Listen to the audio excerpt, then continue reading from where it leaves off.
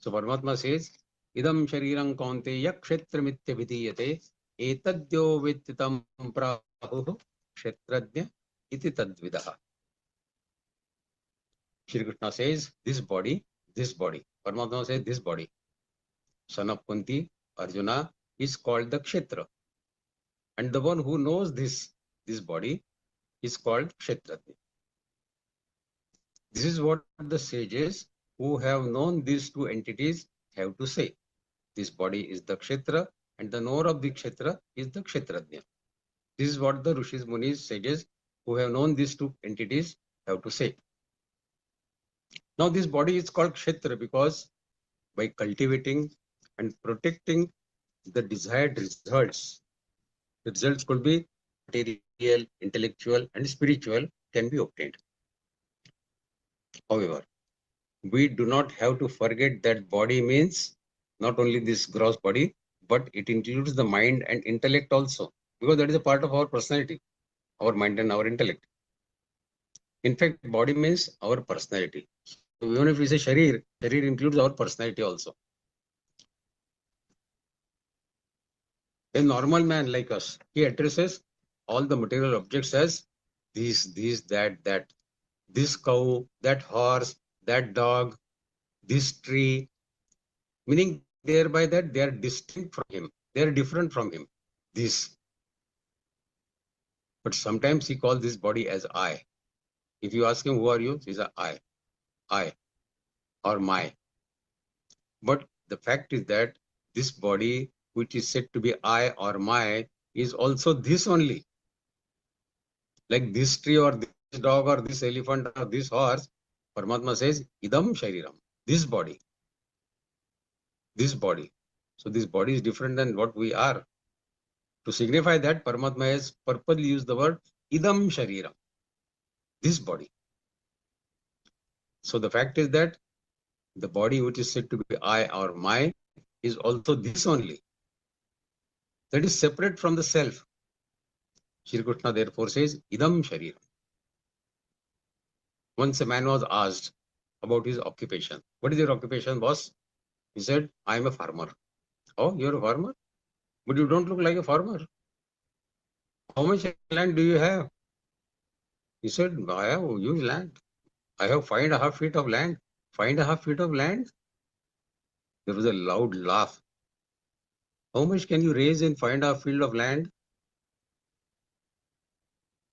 He said, this is a very special soil. This body is my field. My thoughts and my actions are the seeds. And the karma, good or bad, is the harvest.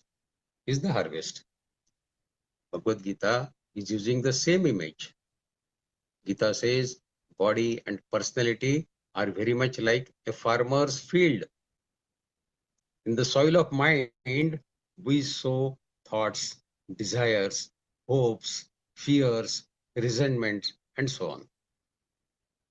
There they take root and grow into habits, attitudes, personality traits, patterns of our responding to the world around us. So this is the harvest that comes out of our thoughts, desires, hopes, fears, everything. But if someone asks us who we are, most of us point to our bodies. This is me, 5 feet and 10 inches tall, weighing 75 kgs, brown skin, black hair or gray hair or no hair, whatever is the case. Shri Krishna objects to this statement. Shri Krishna would say, this is not you. This is not you.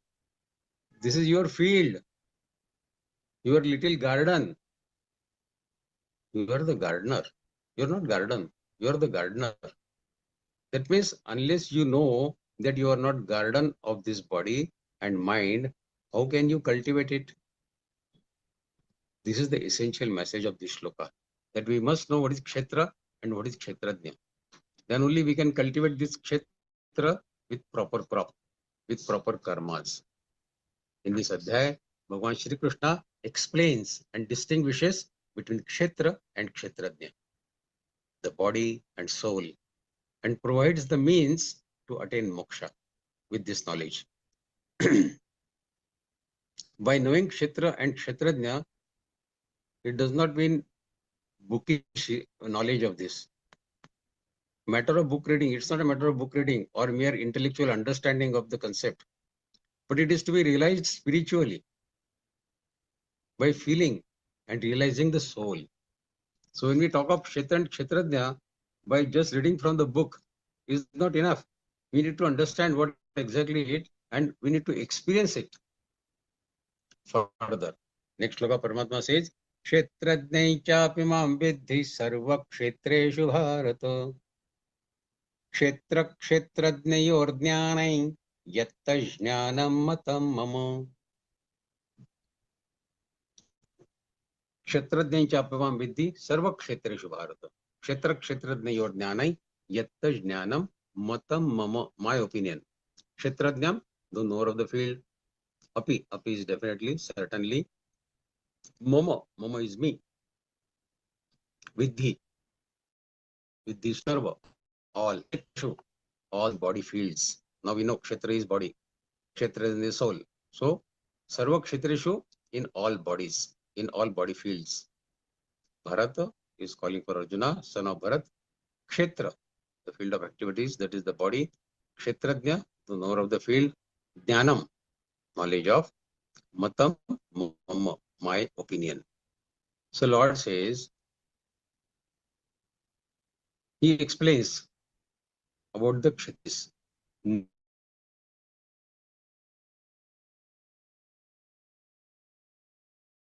Know me as the knower of the self. Arjuna, know me as the knower of self of all bodies. I am Kshetrajna of all bodies.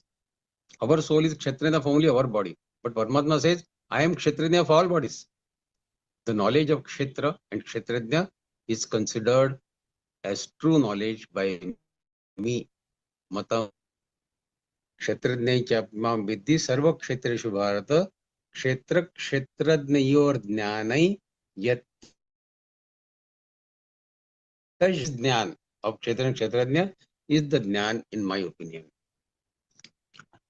The central idea of this shloka is that soul is God and body is the world. God abides in hearts of all the souls. This concept we know from Geeta in many shlokas. God has declared this in 10th Adhyaya also. Aham atma gudakeshu sarva bhutashaya sthitaha. And then again in 15th Adhyaya, Mama Imansho Jivaloke, the famous shloka we know. So it is repeatedly emphasized by Lord in Bhagavad Gita that I exist in all the living beings. Therefore, the real knowledge is the knowledge of body and bodiless. Body and bodiless is what? The soul.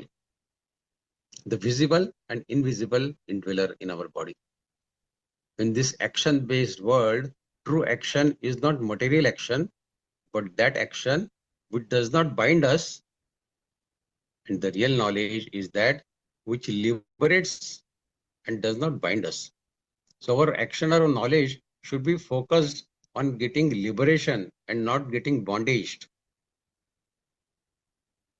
Paramatma says, Kshetrajnai apimam vidhi sarva kshetreshu bharata. The body has its identity with the world. Because the body is given to us by Prakriti, by nature, based on our past karmas. Prakriti decides what kind of body should this guy be given. We are lucky enough that this life we have got as human beings. So we got human body. While the soul, Kshetrajna, has its identity with the Lord, because it is Ansha, fragment of Paramatma, Mama Vansha Jivaloke. But the man, that means the soul, by assuming his identity with the body, regards himself as separate from Lord. Actually, we have our affinity with the Lord, not with the nature, not with the Prakriti, not with the Srishti or Samsar. Our affinity should be with the Lord. We are a fragment of Lord only. But we consider ourselves as body given to us by Prakriti. So Lord wants Arjuna to know the truth about body and soul. Kshetrajnai chapimam vidhi sarva kshetreshu bharata. Then Kshetra kshetrajnayor jnanai yatta jnanam matam mama. The Kshetra, that is body, has its identity with the world, as we know now. while the Kshetrajna soul has its identity with the Lord. This is true knowledge. By saying Matam Mama, God wants to emphasize upon the point that knowledge of several languages, scripts, arts, science, technology, whatever may be, etc., etc., etc., and even of the whole world is not true knowledge. Because this knowledge, it entraps the man in the world. Though it may be useful for his daily livelihood. Okay, granted. True knowledge enables him to renounce his affinity with the body, makes him free from the cycle of birth and death. That is our ultimate objective. So true knowledge is that whatever knowledge we may have, maybe PhD in science and technology, but will that PhD give us liberation? Will it make us free from birth and death cycle? No, no way. So the true knowledge is that which will free us from the cycle of birth and death. The self is different than the body and one with the, it is one with the cosmic soul. Our soul is a part of cosmic soul. We are a fragment of Paramatma. This is the true knowledge. Kshetrajna, soul, Parabrahma, the absolute, are one. Having relationship with one Kshetra, this soul is called Kshetrajna. So we have this as Kshetra and Kshetrajna in us as our soul. And when it is free from the relationship of all Kshetras, it becomes Parabrahma. Because Paramatma says, Kshetrajna chapimam vidhi sarva kshetreshu bharata. I am Kshetrajna of all the living beings. So if we come out of our body, our soul, then we are also Kshetrajna of all living bodies. That is soul realization. When we say Aham Brahmasmi, that is the soul realization. When we say that Parabrahma, like Parabrahma is present in all the living entities, my soul also exists present in all the living beings. This is the real knowledge, Paramatma says, and this is soul realization. Continuing further, Shri Krishna says, Tat kshetranyachya drukcha yadvikaryatascha yat sachayo yat prabhavascha tat samasena me shrunu. Paramatma says, Tat means that. Kshetram, the field of activities, our body. Yat means what? Yadruk as it is. Yat, having that.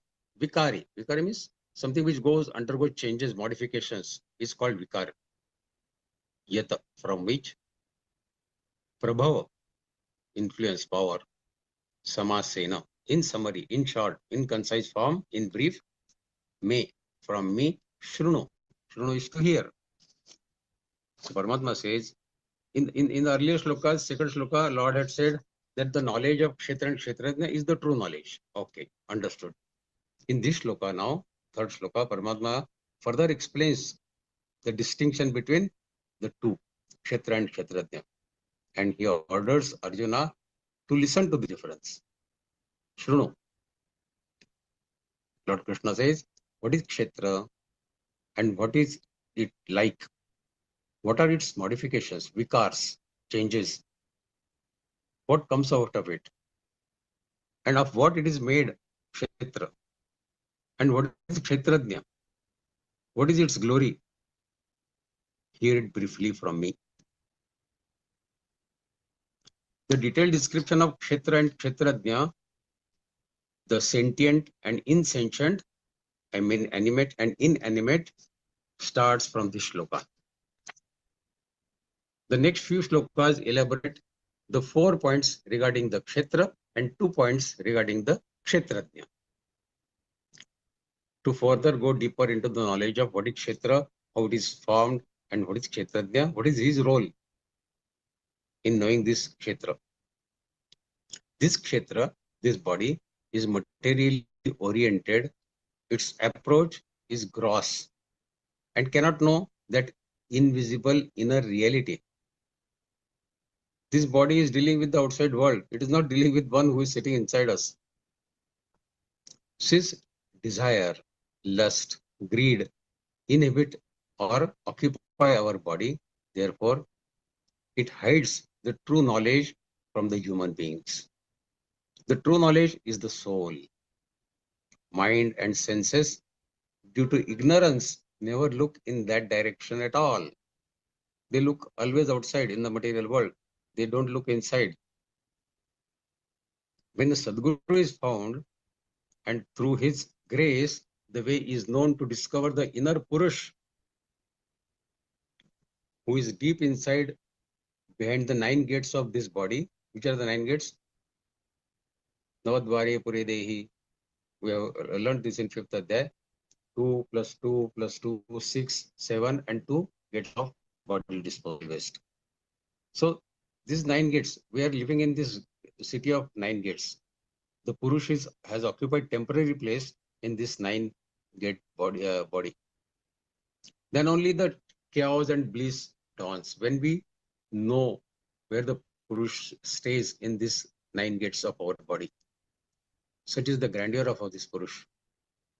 The true nature, attributes and qualities of the Prakriti, the nature, that means the body, and the Purush, that means the soul, are to be revealed by God only, or by God's grace. If we have the God's grace, then only we can attain that soul knowledge, soul self-realization. On our own, we are just nothing. We cannot gain that. Now, where this concept of Kshetra and Kshetrajna has been described in details, Paramatma explains that in the next shloka. Shri Krishna says, this concept of Kshetra and Kshetrajna, ऋषिभिर्बहुधा छन्दोभिर्विविधैः पृथक् ब्रह्मसूत्रपदैश्चैव हेतुमद्भिर्विनिश्चितैः. Rishibhi,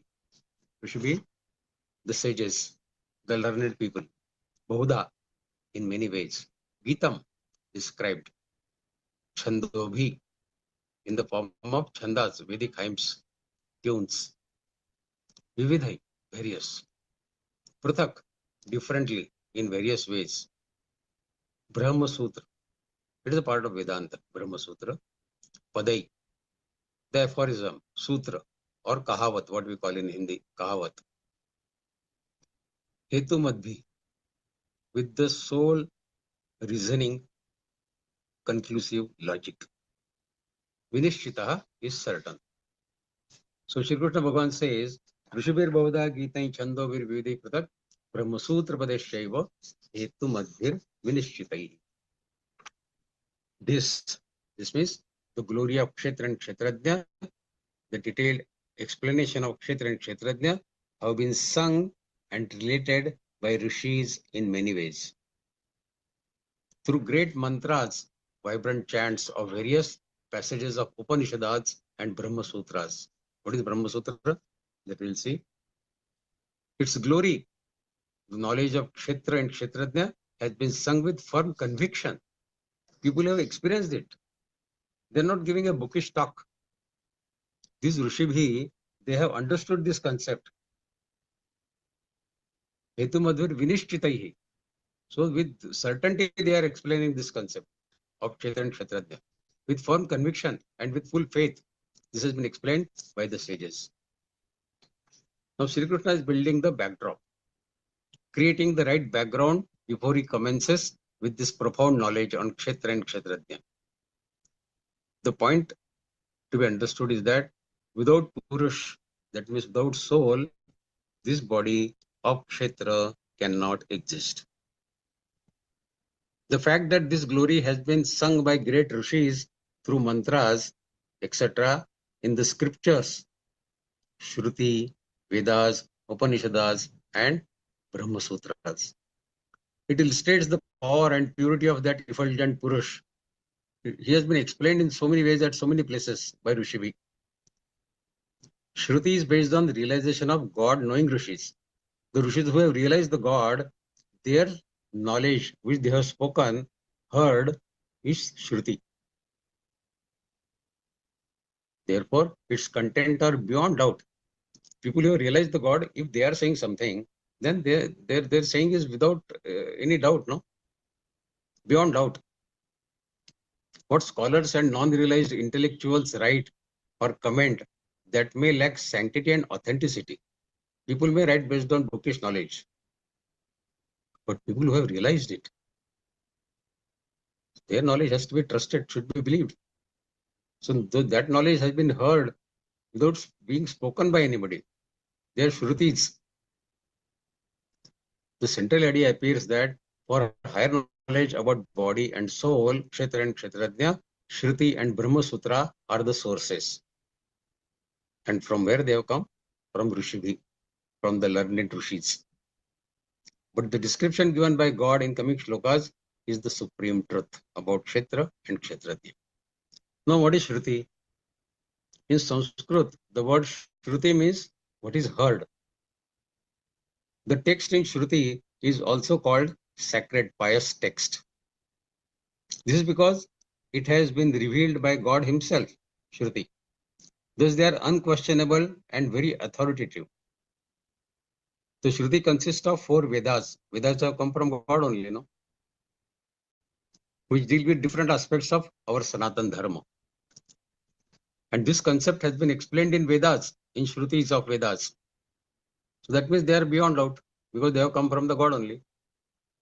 Brahma Sutra and Rishibhi have studied this. This concept, they have experienced it.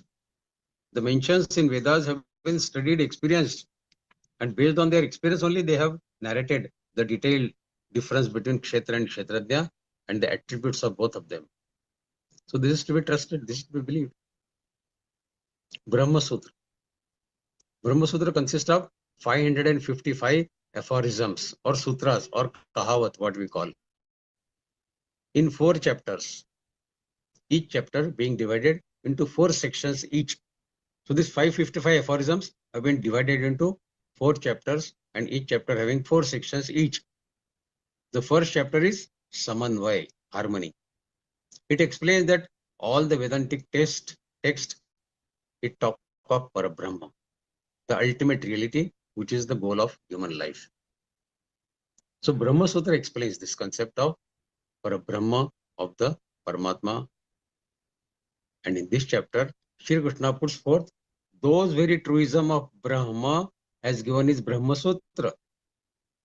Brahma Sutra is very deep, very difficult to understand also, very profound. But we do get the glimpses of that Brahma Sutra in this Adhyaya. So having studied this Adhyaya, if we study this Adhyaya in detail and do contemplation, manan chintan of every message, every shloka of this Adhyaya, we would know what has been said in the Brahma Sutra as well as in the Shrutis. We cannot go into details of all Shrutis and all Brahma Sutras, but knowing this Adhyaya will give us enough knowledge to understand what has been said in Brahma Sutra and the Shrutis. In Shlok 3rd, Shri Krishna had asked Arjuna to listen to the 6 points on Kshetra and Kshetrajna. Out of those 6 points, he has described 2 points on Kshetra, what Kshetra is, and what is its modifications in the next 2 shlokas. So we are going now deeper and deeper into the knowledge of Kshetra and Kshetrajna with every passing shlok. 5th shlok, Paramatma says, Mahabhutanyahankaro buddhiravyaktamev cha indriyani dashaikancha panchachendriya gocharaha. How this Kshetra has been formed. There are 24 elements which have been mentioned in this shloka. Which are those 24 elements? The 5 great elements, Pancha Mahabhuta, the ego, the intellect, the Prakriti, nature, the 10 senses, 5 Karmendriya, 5 Dhanendriya. Ekancha means the mind, and 5 the subjects of senses. This is Kshetra. If we take a total of all these, it comes to 24. Here, Avyaktamevacha means the Prakriti, the nature. Buddhi means the cosmic intelligence, not the personal intelligence, but the cosmic intelligence. Ahankar means the cosmic ego, not the personal ego. Mahabhutan, Pancha Mahabhuta, which are the sky, the ether, air, fire, water, and earth. These are the Pancha Mahabhuta. Indriyani Dashaikancha. Indriyani Dasha The 5 organs of action, karmendriya, are our tongue, our hands and feet, and 2 organs of generation or body waste disposal. So these are our 5 karmendriyas. Then 5 jnanendriyas, the senses of hearing, touch, that means skin, sight, eyes, taste, tongue, and smell, that means nose. They constitute the 5 senses of perception, that is jnanendriyas. Ekancha, that means the mind, which controls all the senses. Pancha indriya gocharaha, the sense objects, touch, color, taste, smell, shabda, sparsha, rupa, rasa, and gandha. These are the 5 sense objects. So Paramatma says these 24 elements constitute the field of action, field of body. Now the question here may come that the sense objects, shabda, sparsha, rupa, rasa, gandha, how they can be a part of body? They are outside, no? But the jnanendriyas, they cannot work in isolation without the corresponding sense objects. Every jnanendriya has its corresponding sense objects. They are in pair always. Eyes have to see always. Shabda means the ear have to hear it. Sparsha, the skin has to. Rupa means eyes has to see that rupa. Rasa is the tongue. And gandha, the nose, the smell. So the 5 senses of knowledge, jnanendriya, and the corresponding sense objects, they form always the pair. They don't exist in isolation.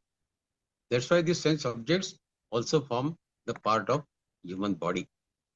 So they are also part of these 24 elements which form our body.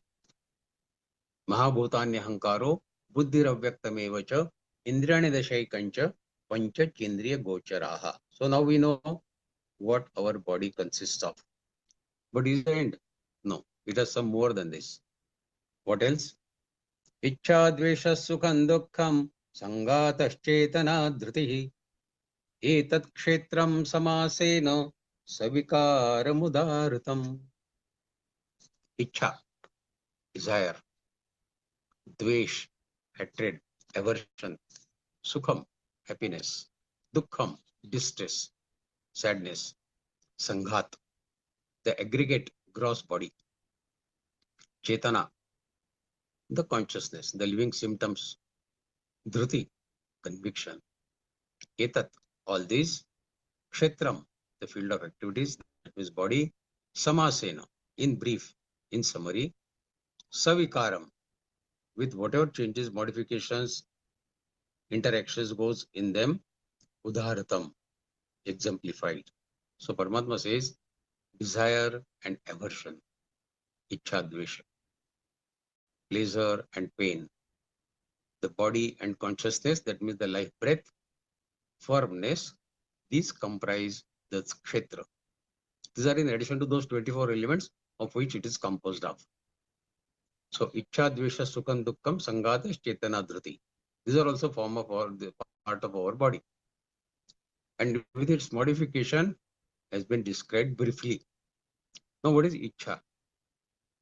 Ichha, this term denotes a passionate longing for something, to have something, some acquisition, whether it is acquisition of an object or of a person or of the circumstances, anything. This is the root cause of all evils, ichha. Paramatma has criticized ichha, kamana in many shlokas of Bhagavad-Gītā. Kama esha krodha esha rajoguna samadbhava. Kamana, that is the killer. It is the root cause of all evils, pains and sins. And hence the Lord mentions ichha as the first. Dvesh, unfulfillment of desire and the hurt to one's pride, it leads to anger. A subtle form of anger is aversion. Thus the term aversion includes jealousy and anger, both. Sukham, a feeling of pleasure aroused in the mind by the appearance of favorable or agreeable circumstances or result is called sukha. Dukkham, the agony caused by in the mind by unfavorable, unagreeable circumstances is called dukkha. Sanghata. Sanghata is the gross body. This term includes the physical body comprising of 24 elements, what we saw. Mahabhutani, Hankaro, Buddhira, Vyaktamevacha, Indrani, Deshekancha, Panchandriya Gocharaha is that Sanghata, the gross body. Chetana. Chetana, we have discussed this in the context of 10th Adhyaya also. This refers to the life breath. The difference between a dead body and a living body is this Chetana. It undergoes modifications also. It is also a vikar. Chetana is also a vikar. It remains calm in sattva mode, but it remains disturbed when a man is overwhelmed by grief or worry or by fear. So Chetana also turbulates based on what the mind is thinking. This is also a vikar. Chetana is also a vikar. Dhruti. It denotes the firmness of intellect. It undergoes modifications, changes. This is also a vikar. Anything that does not remain fixed is a vikar. So all this what we have seen, Ichha, Dvesh, Sukham, Dukkam, they are not constant, no? Ichhas are not constant. Dvesh is not constant. Sukha is not constant. Dukkha is not constant. Similarly, Chetana is not constant. It also undergoes changes. So it is a vikar. Similarly, Dhruti, the firmness of intellect, this is also a vikar. It undergoes modifications, changes. A man deviates in firmness in unfavorable circumstances.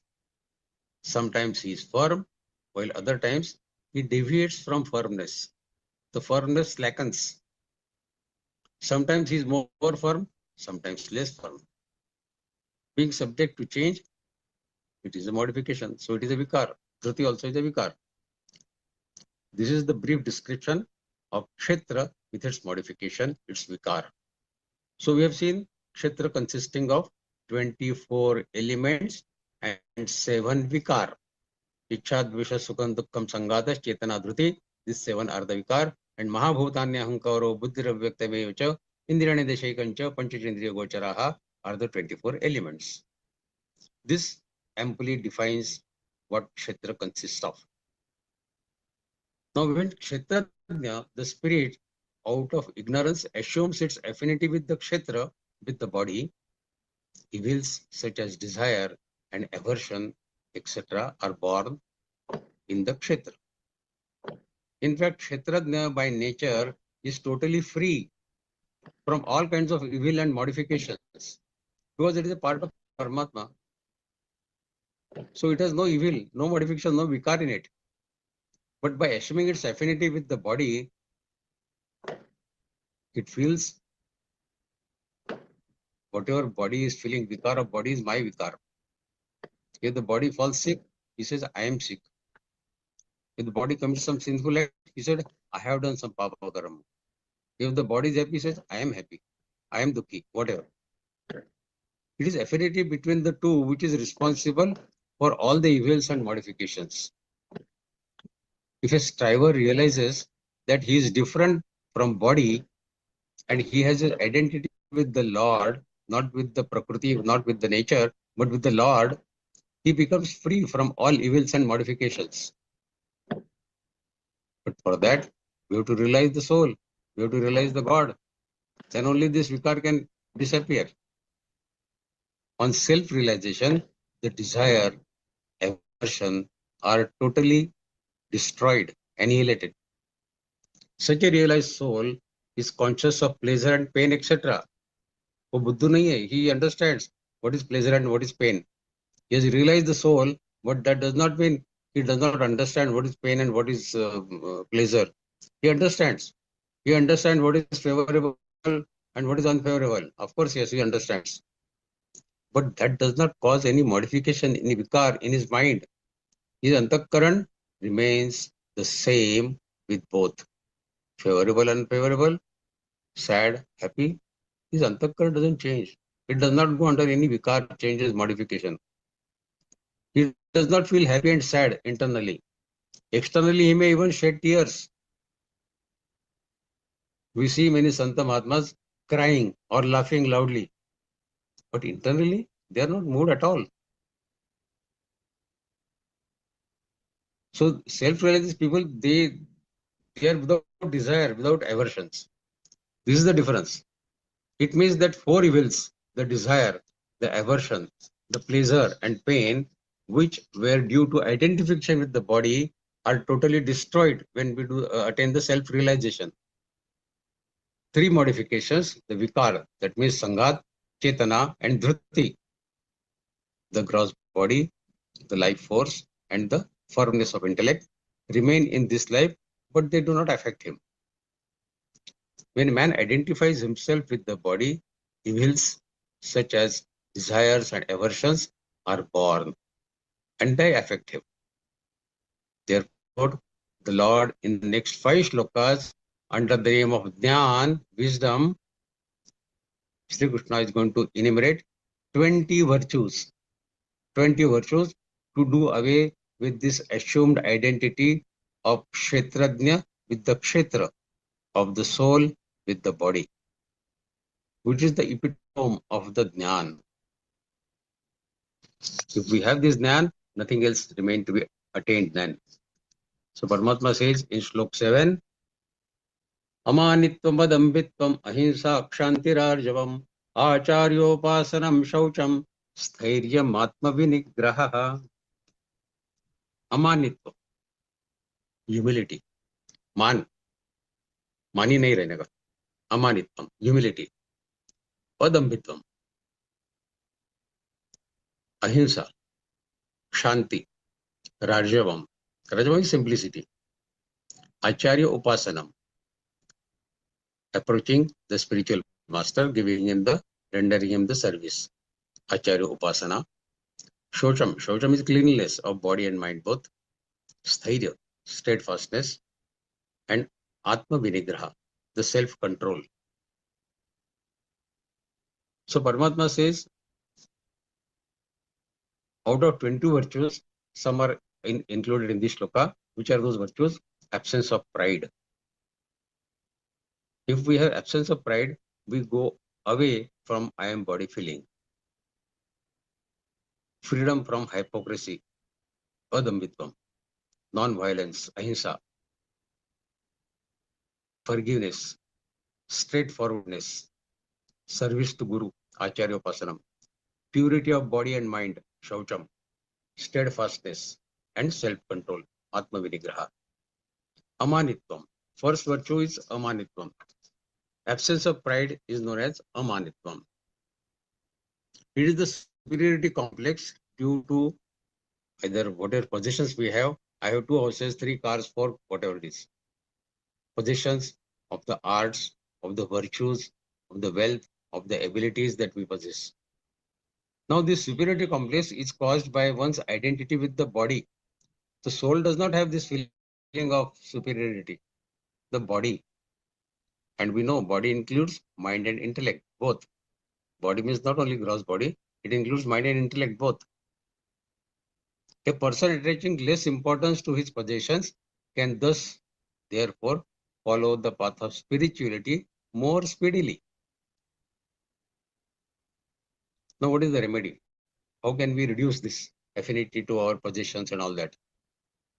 A striver should keep company with the devoid devotees, saints and liberated souls. Their company frees him not only from the pride, but also from many other evils.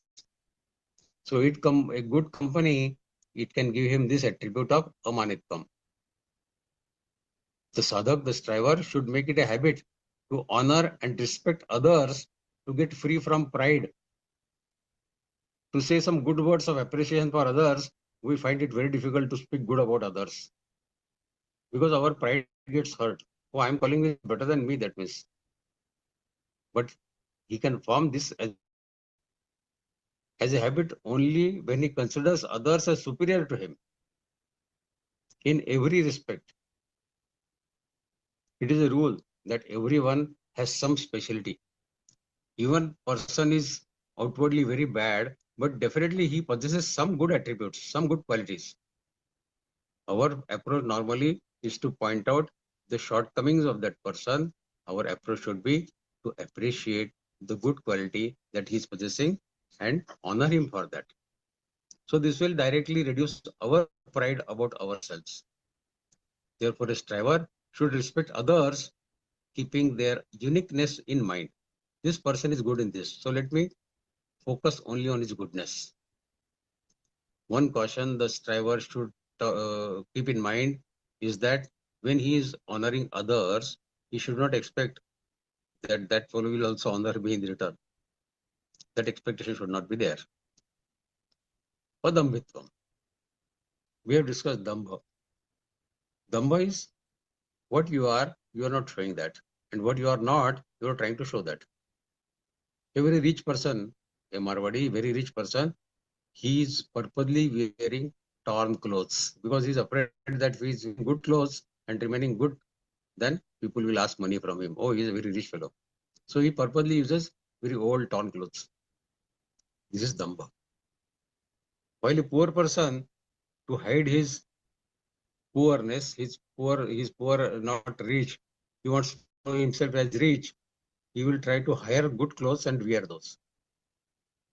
This is also Dambha. What you are not showing. What you are not, you are trying to show that is Dambha.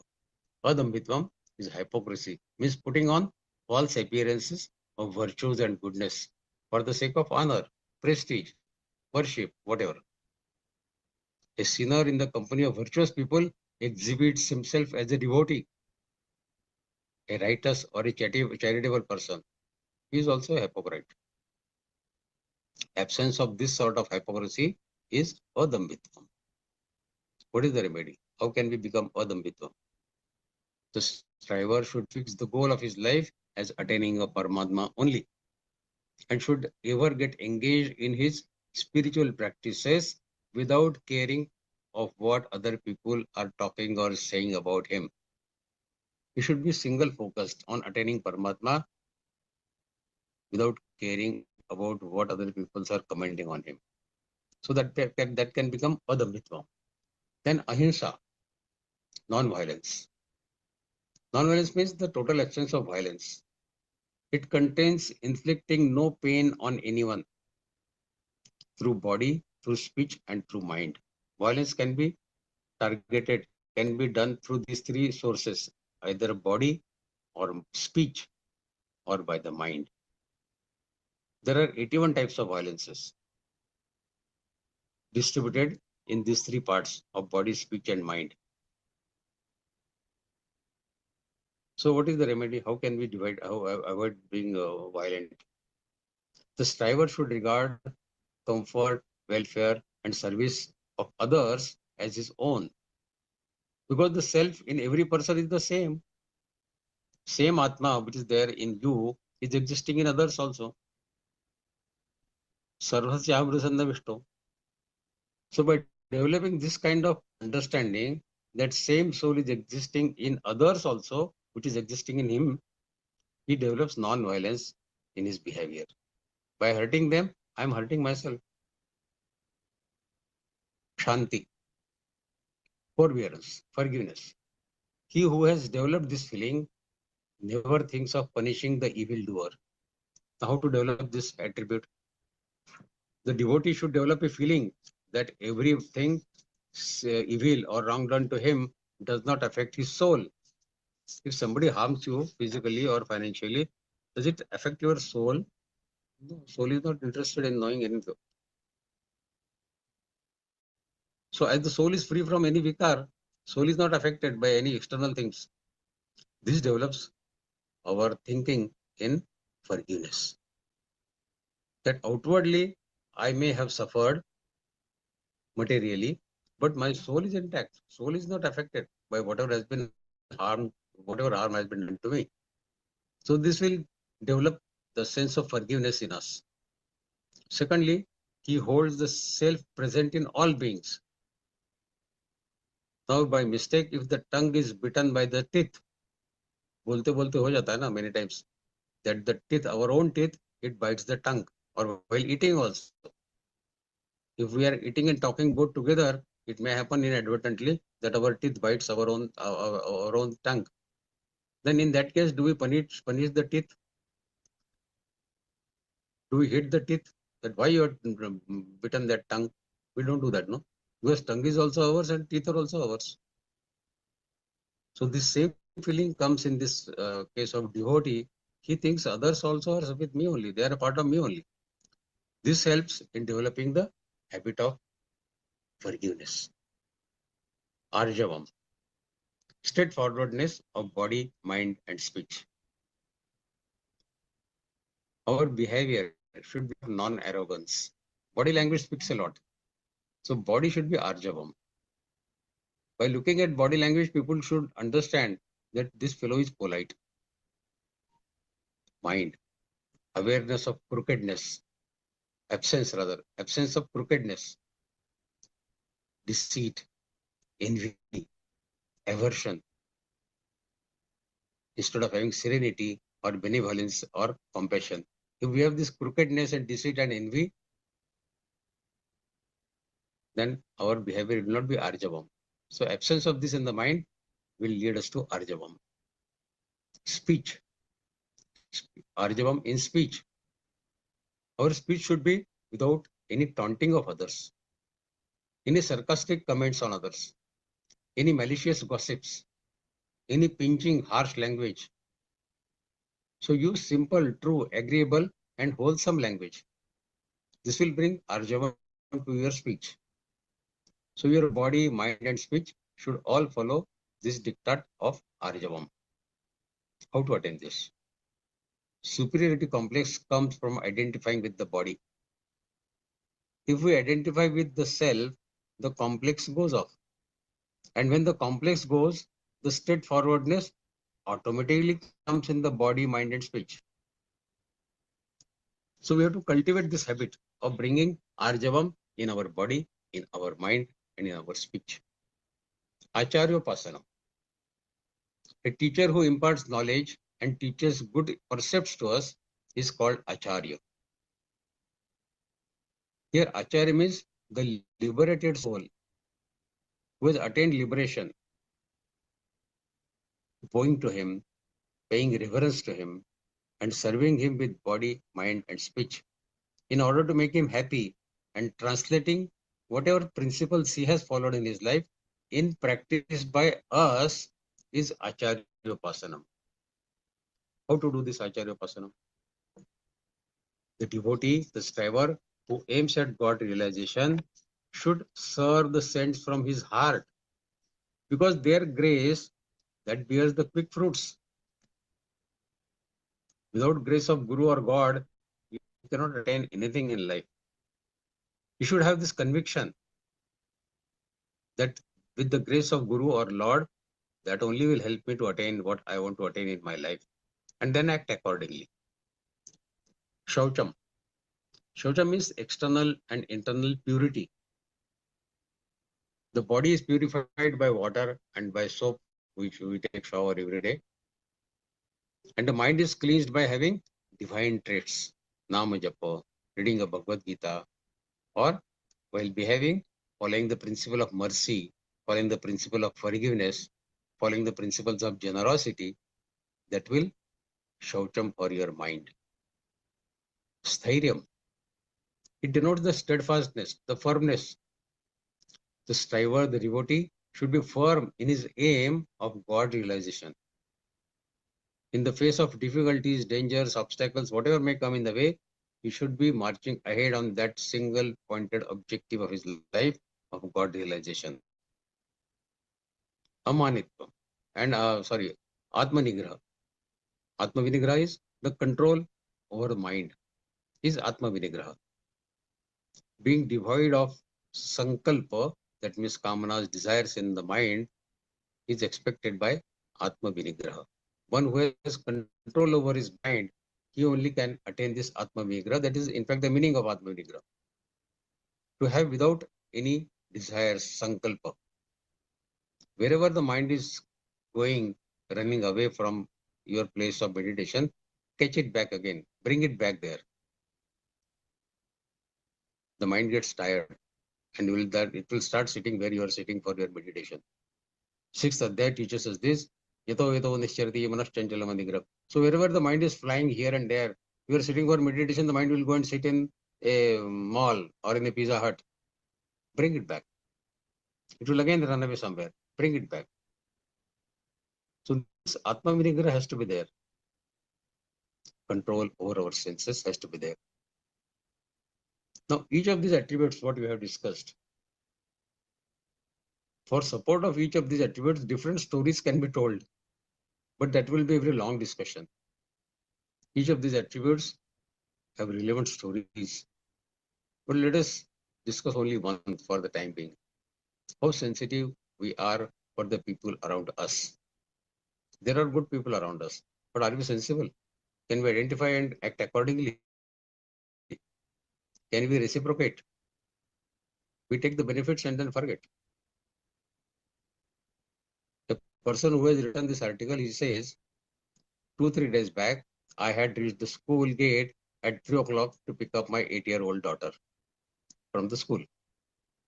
The junior KG students start coming out at 3:15 p.m. while the senior students start coming out at 3 o'clock. There was a crowd of parents gathered at the gate. Suddenly, it started raining very heavily when the parents were waiting at the gate. Everyone opened their umbrellas, and next to me stood a gentleman without an umbrella. Out of courtesy, I took him under my umbrella. This fellow says. He said, I came in a hurry from my car, could not bring the umbrella. So he said, never mind, it happens. You can share umbrella with me, no problem. When his son came out wearing the raincoat, he says, I took him to the car under the umbrella, dropped him up to the car. He looked at me intently, thanked me, and left with his son in the car. After that, 2 days after that, in the night at 9 o'clock, his neighbor, Mr. Patil, his son came and he said, Uncle, we need the car. Ruby, that means that Mr. Patil's 6 months old daughter is very sick, very ill. She has to be taken to doctor urgently. I said, let us go. When we reached the doctor's place, in that dark, rainy night, the doorman was closing the gate. The compounder said, Dr. Saab is seeing the last patient. Now he's about to get up. Now you can see him on Monday only. For today, the clinic is closed. I was just urging that compounder to let me see him today itself. That the doctor came out of the chamber to go home. When he saw me, he got stunned and he said, oh, you have come here, sir. What is the matter?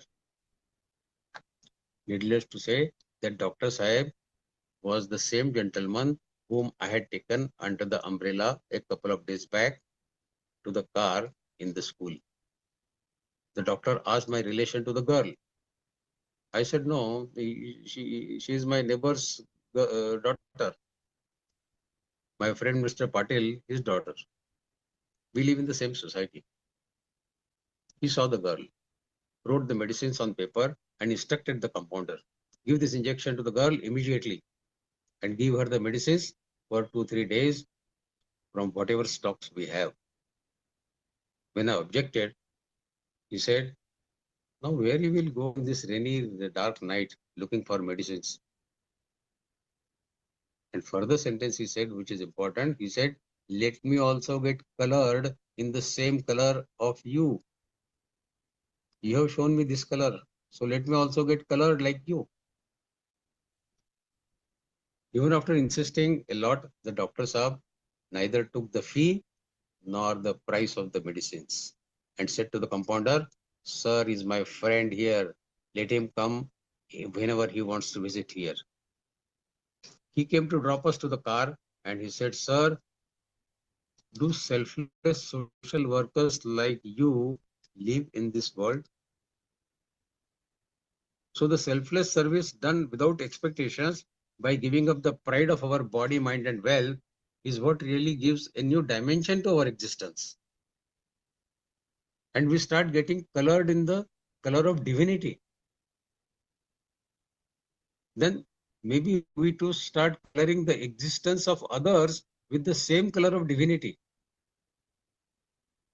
So our behavior will impress and will encourage others also to behave in the same way. But for that, the beginning has to start from us, isn't it?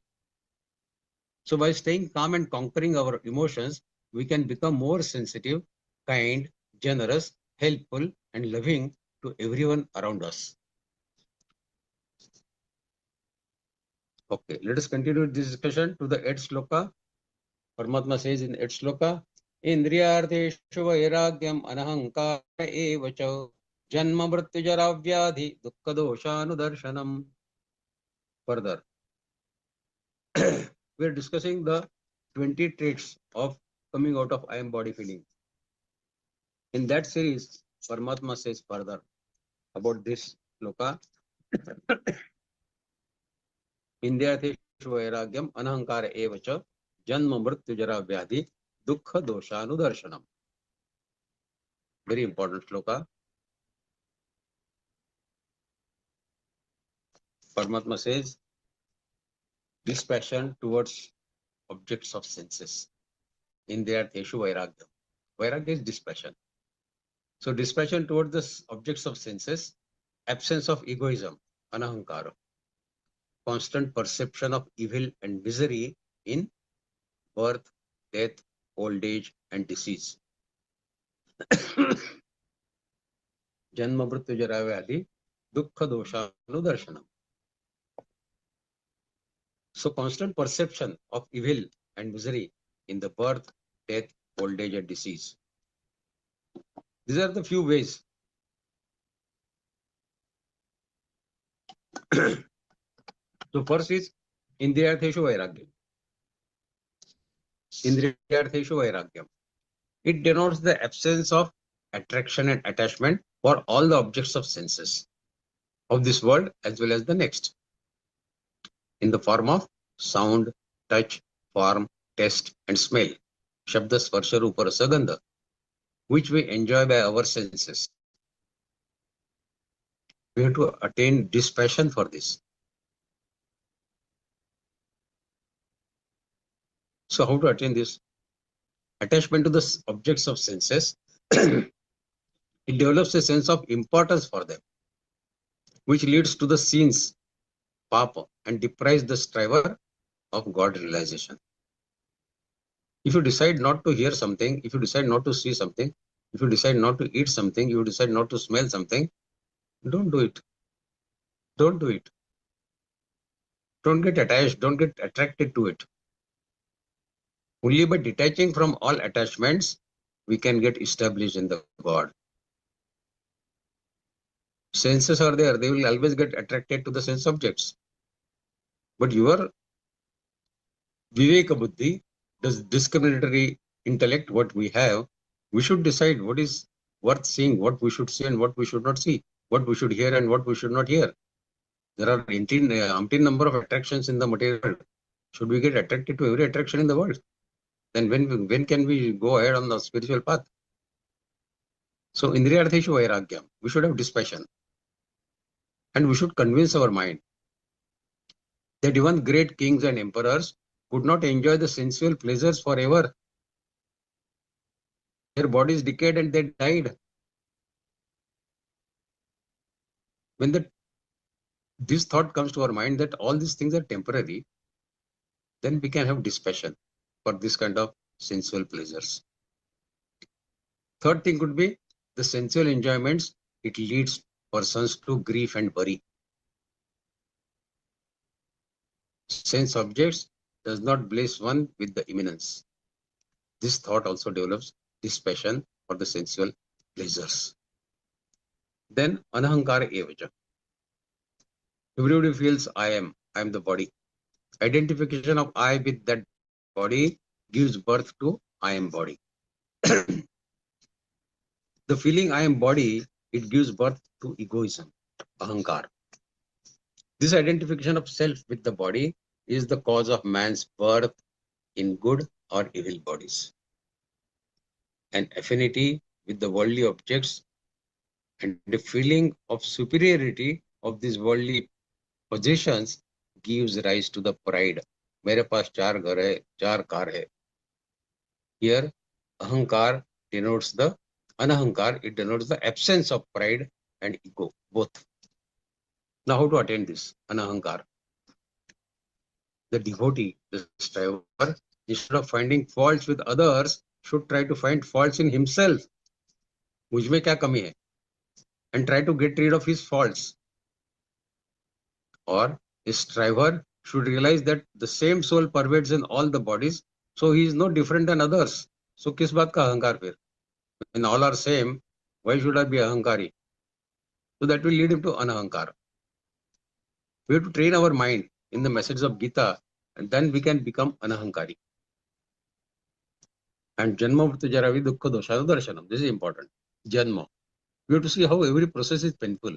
Janma, Mrityu, Jara, Vyadhi. All processes are painful. Human life is full of pains. Janma. During the process of birth of the child has to bear unbearable pain. It gets roasted practically in the mother's womb, like a pitcher gets baked in the oven. The pain reaches the extreme when the baby comes out of the mother's womb. A striver should therefore constantly think of birth as a big, painful, troublesome stage. Birth is not a very happy thing to happen. We clap when somebody delivers a baby, but that baby knows what pains it has gone through. The mother knows, of course. So next is Mrityu. Janma Mrityu Jara Vyadhi Dukkha Doshanu Darshana.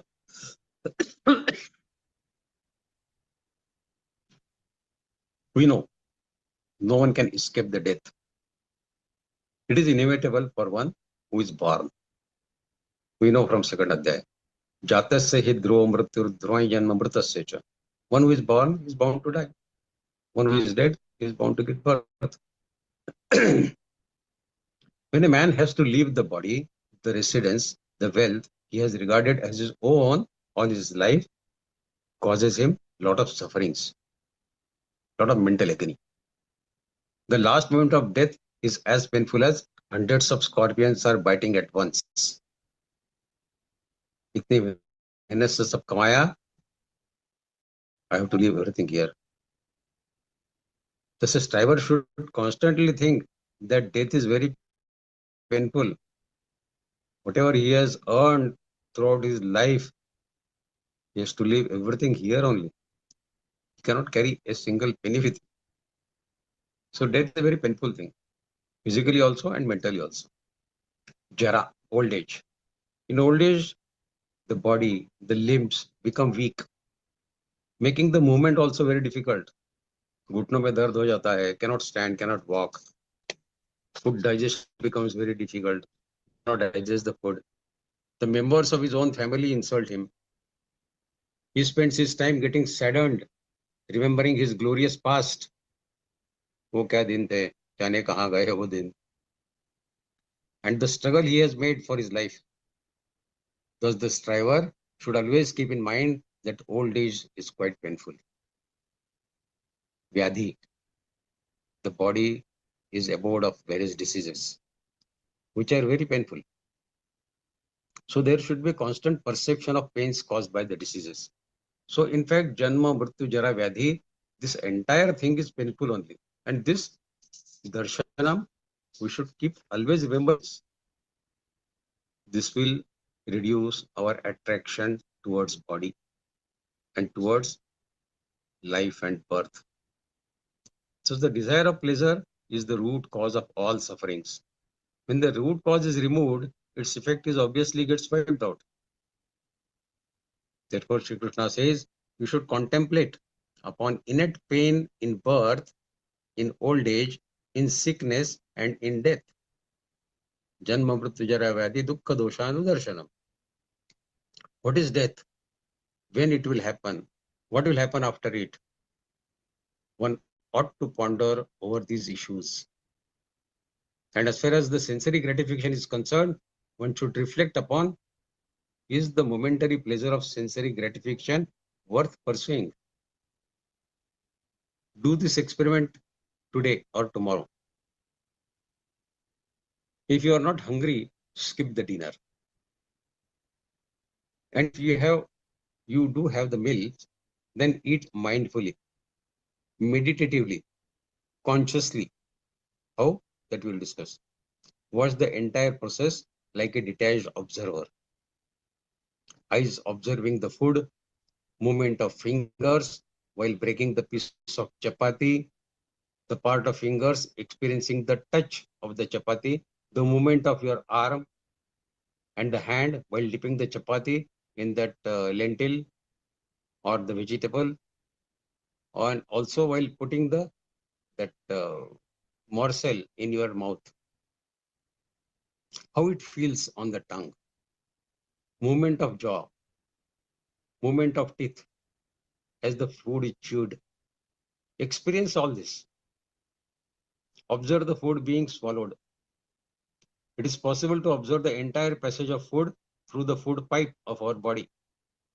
And even when it enters the stomach, if you eat attentively like this, the truth is that the pace at which you eat, it automatically slows down.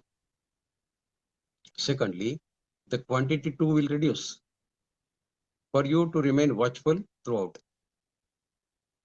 Even you take a sip of water, you notice it passing through the throat and further down.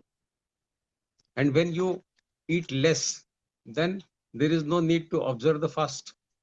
You are already eating less with this habit. Because you are eating healthy in appropriate amount and balanced. And most importantly, if you consistently ponder over such issues in your day-to-day life, then you will acquire the attributes expected by Lord Shri Krishna in the next shloka. What is the next shloka? Shloka number 9. Paramatma says, Asaktirana Vishwanga Puttadaragrahadisho Nityancha Samachittatvam Ishtanishtopapatishu.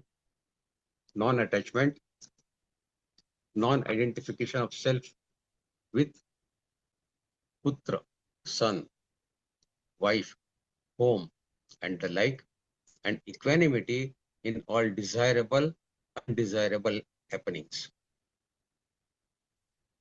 Asaktirana Vishwanga Putra Dara Gruhadisho Nityancha Samachittatvam Ishtanishto Papatishu. Ishta Anishta, we remain the same, equipoised. Asakti, attachment to perishable worldly objects, persons, or circumstances is the Sakti, attachment. Absence of attachment is Asakti. A man is attached to them to seek pleasure from these things. But the real joy reveals itself with the termination of worldly pleasures. When you cut down from the world, then you start realizing the pleasure inside you, and that is the real pleasure. Other worldly pleasures are temporary. That pleasure we start experiencing within ourselves is permanent. And that can come only by asakti. That means by giving away that attachment.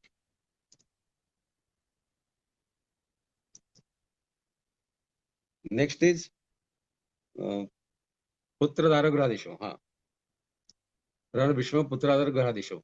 Close association with son. Mera beta, mera beta, mera beta. Wife, spouse, that means house or wealth. We assume all this.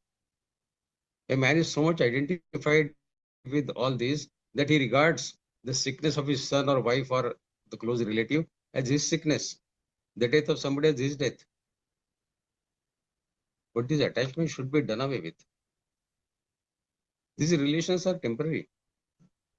How do you know what he was or what your wife was in your last birth, or how they are going to be with you in the next life? They are with you, respect them, offer all your services to them, take care of all your kartavya karma, prescribed duties for every one of them, but don't get attached. Attachment will slow down your progress on the path of spirituality. So Paramatma says, Asaktirana Vishwanga Putra Dara Gruhadisho. Then further Paramatma says,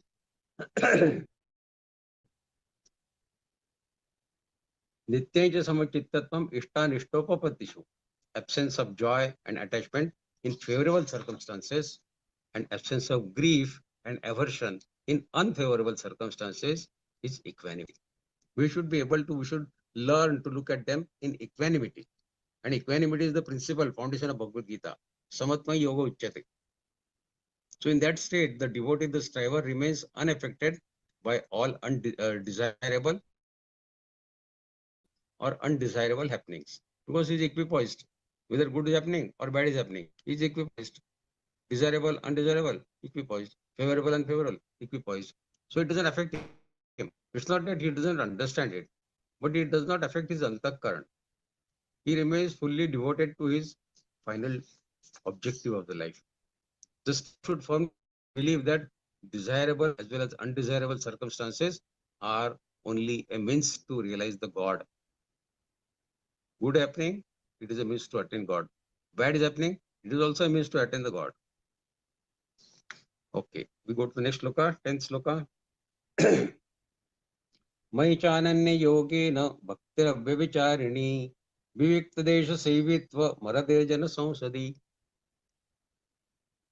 Paramatma says, unwavering devotion to me, with sole dependence on God, inclination for the solitary places, and dislike for the worldly people. Vivikta sevitva mardirjana samsadi. The first thing is, Mai janani yogina bhaktir abhavicharani. Constant and exclusive devotion towards me. Mere detachment means the mind is not going in a negative direction. But life is much more than preventing the undesirable. Life is about engaging in the desirable. We can avoid whatever is undesirable. But life is about getting in what is desirable. The desirable goal of life is to engage it at the lotus feet of the God. Therefore, Shri Krishna has highlighted this here. Mai chananya yogena bhaktar vibhicharani. First of all, the mind should be undividedly, unwaveringly devoted unto the divine with constant remembrance and contemplation upon the Lord. And this will be accomplished through dhyana yoga. Dhyan does not mean focus or concentration only. The chitta, the antakaran should get so much absorbed in the Krishna Chaitanya that it becomes Krishna itself. That is dhyan. That which we are meditating is called dheya. That is our dheya. The meditation process is called dhyan. And the meditator is called dhyata. So we have three things: dheya, dhyan, and dhyata.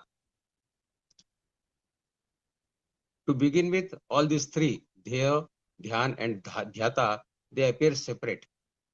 But when the dhyana matures, when we are deep in our dhyan, the dhyata himself becomes the dheya. Dhyata and dheya, they become the same. Shri Krishna says, through dhyana yoga, one should abide in avyavacharani bhakti of the Lord. See, vyavacharani bhakti remains wavering, oscillating, and unsteady devotion. Sometimes you like the God, sometimes you like the world. At times your mind focuses on God, and next moment it gets involved in the world. So that is vyabhichari bhakti. Vyabhichari bhakti, on the other hand, refers to undivided contemplation, unwavering devotion upon the Lord.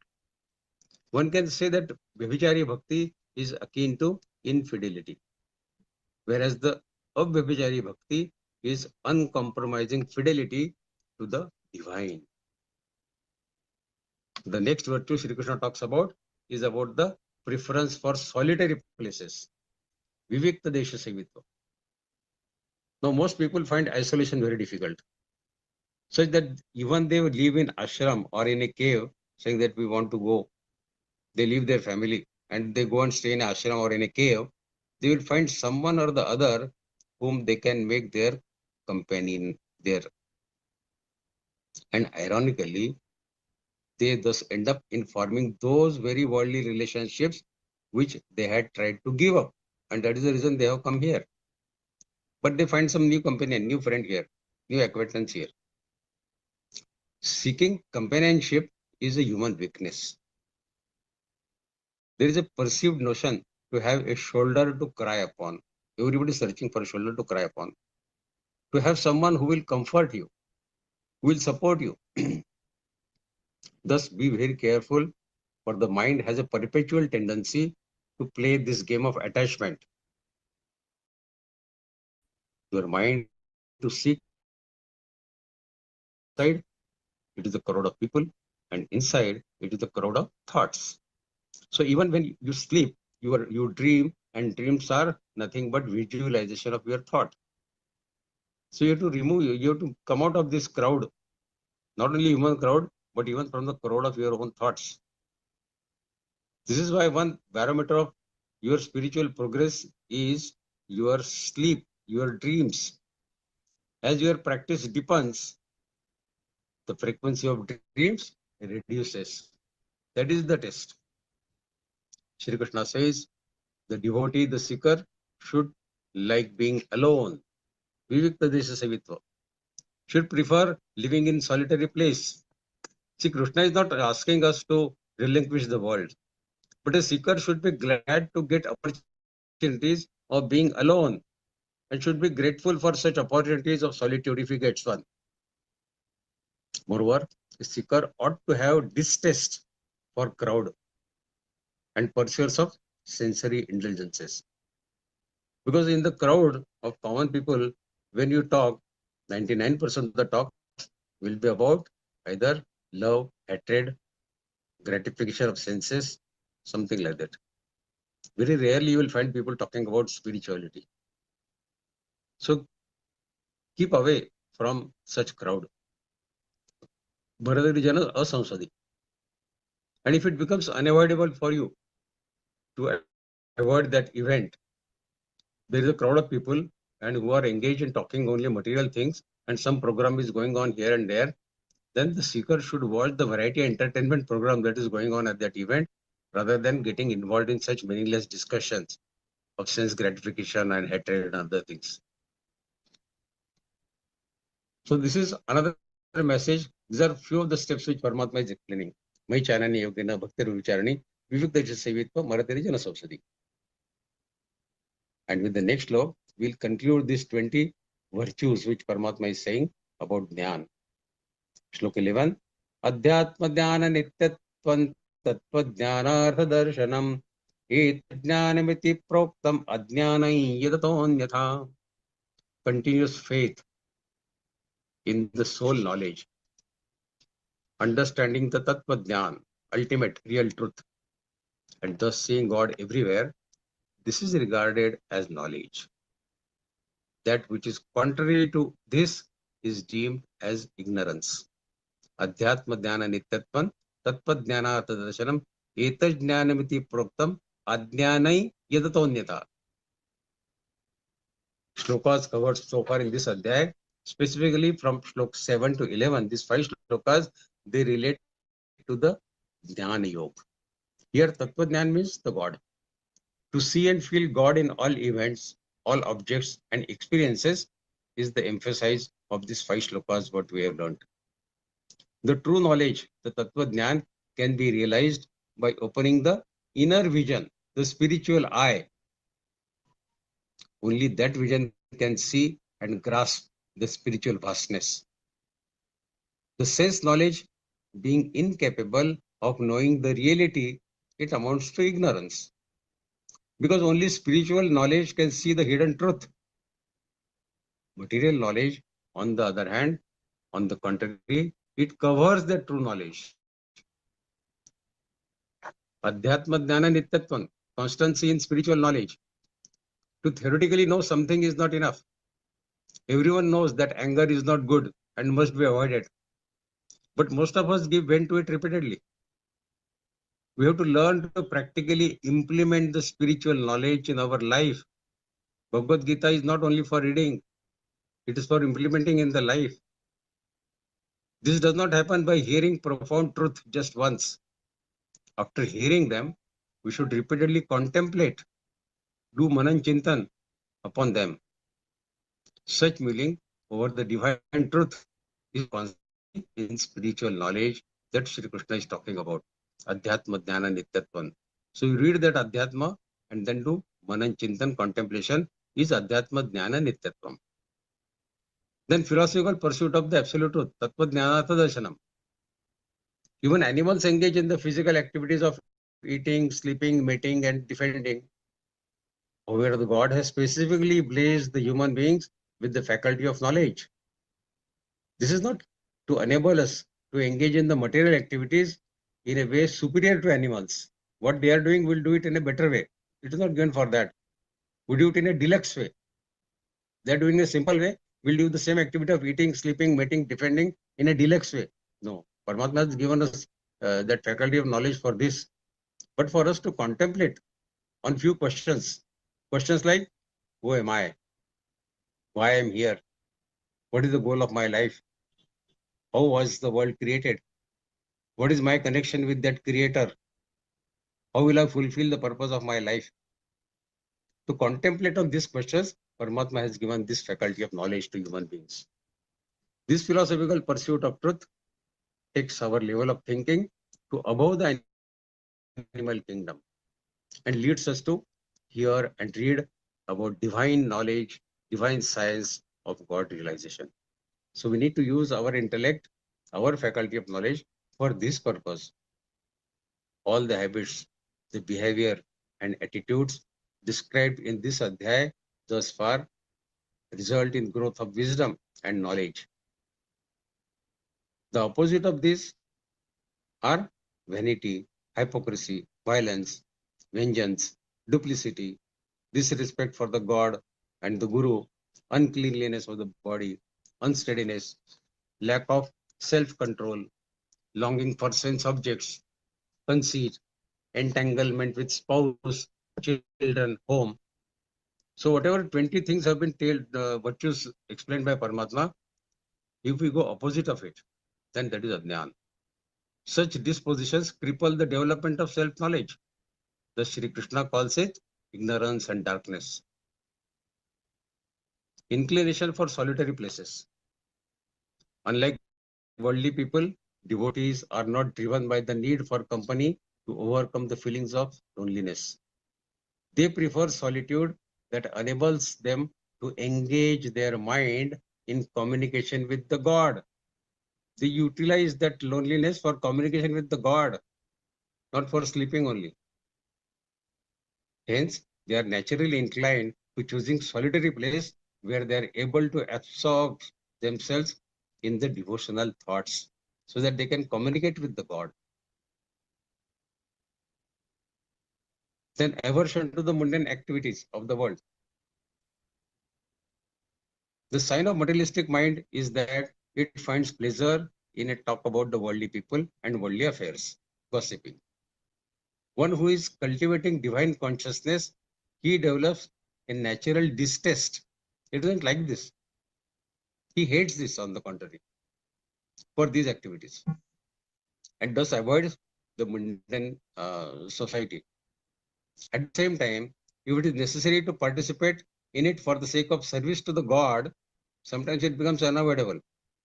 To participate in the social activities for service to the God, the devotees accept it and develops the strength to remain mentally unaffected by such crowd of people. He remains focused on what I have to achieve of all this. So with this, the 20 virtues what Sri Krishna has explained, they end in this shloka, Adhyatma Dhyana Nityatvam Tattva Jnanartha Darshanam Eta Jnanamiti Proktam Ajnana Yadadonita. Contrary to all this is Ajnan. So this is the knowledge that we have in these 5-6 shlokas that we have read today. Thank you so much for listening. Now the forum is open for you to raise your questions. Jai Shri Krishna to all.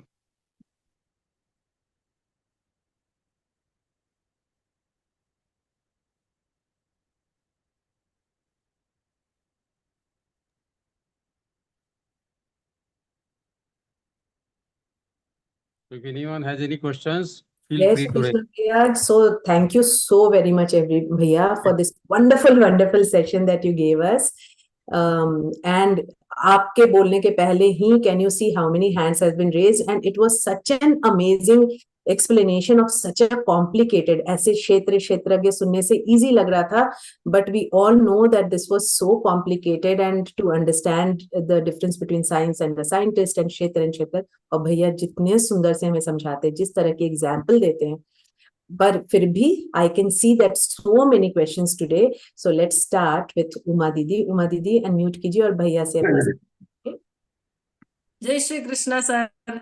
Thank you so much for a beautiful briefing. Sir, actually the same thing was given in the 16th chapter, that 24 qualities of the Deva Asura Sampat Vibhahoyoha. They are more or less, especially I was remembering the Arjavam, that word, no, it was very much strongly registered in my mind. So are they the same thing, sir? Like, what you are explaining, I am trying to recollect. See, the context of 16th Adhyaya is Daivi Sampatti and Asuri Sampatti. What are the Daivi attributes and what are the Asuri attributes? And a guidance to us by Lord Krishna in that Adhyaya was, we should try to acquire Daivi Sampatti and try to give away the Asuri Sampatti. So that was more for the behavior of us. Now here the same traits, some of those, not all, but some of these are to be included here for removing the feeling of I am body. So there may be some repetition of those traits which are explained in Devasur Sampad Vibhaga Yoga with this, because the purpose there was to copy those attributes in our day-to-day life to become Daivi Sampatti, to acquire Daivi Sampatti. Here the purpose is to come out of I am body feeling. When you come out of I am body feeling, what you do is you go nearer and nearer to the unmanifested Lord. The purpose of this Adhyaya is to attain that unmanifested form, and for which the main obstacle is our body. If we become bodiless, if we come out of body, then we can attain that unmanifested form of Paramatma. So the purpose of this Adhyaya is different than the purpose of 16th Adhyaya. So there may be some qualities explained in that Adhyaya, maybe are repeated here, but the purpose is different. Yeah. Thank you, sir. Dhanyawadaha. Hari Om. Thank Jai Shri Krishna. जी पूछिए भैया, भैया पूछिए. Jai Shri Krishna. Jai Shri This Krishna. was a very, very nice interpretation in a tough topic like imperishable form of worship. What is that? Imperishable or Nirgun Nirakar form of worship. So my question is for you, taking your experience as well as this chapter, as you practicing for last 7 years, reciting Geeta as well as Vishnu Sahasranama, this is Bhagavad-Gītā is now for you is a Shruti or Smruti? Bhagavad-Gītā is an extract of Upanishads and Vedas. So it is Shruti for us. We Bhagavad-Gītā sloka is Shruti for us. Shruti. Thank you. Very, very thank you. Yeah, thank you. That's my question. जी कुसुमलता दीदी. भैया के लिए तो भगवत गीता मुझे लगता है part of his life हो गया. वो सांस लेते हैं, भगवत एग्जाम्पल्स देते हैं भगवत गीता, तो उसको आप कुछ. श्रुति दीदी आप, कुसुम दीदी आप अपने को अनम्यूट करेंगे प्लीज क्वेश्चन पूछने के लिए. आई थिंक उनका स्टक हो गया. त्रिलोक भैया आप पूछ लीजिए तब तक question. Ask your question please. Yes. Sir, this is the first time this was very much charming. Very My good. question, my question is that once the Lord has explained that Chetana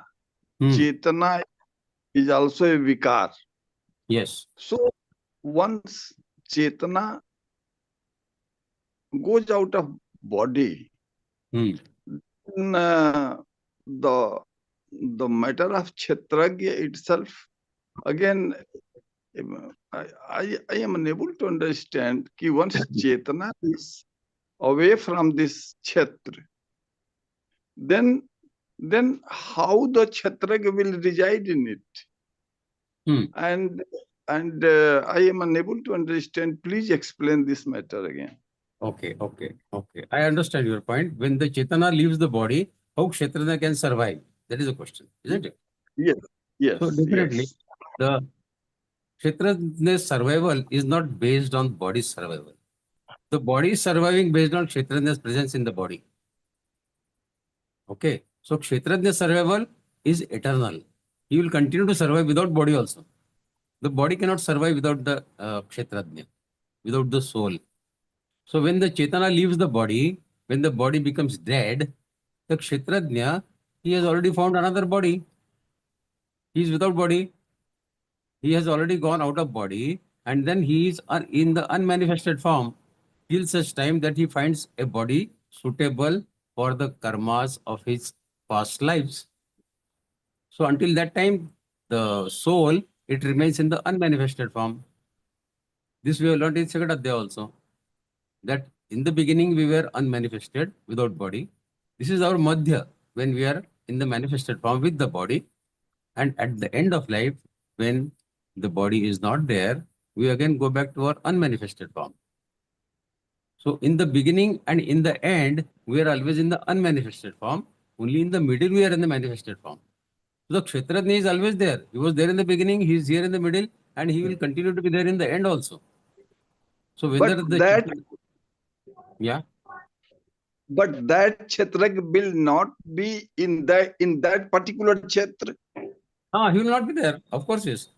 See, this body is what we are carrying now in this life.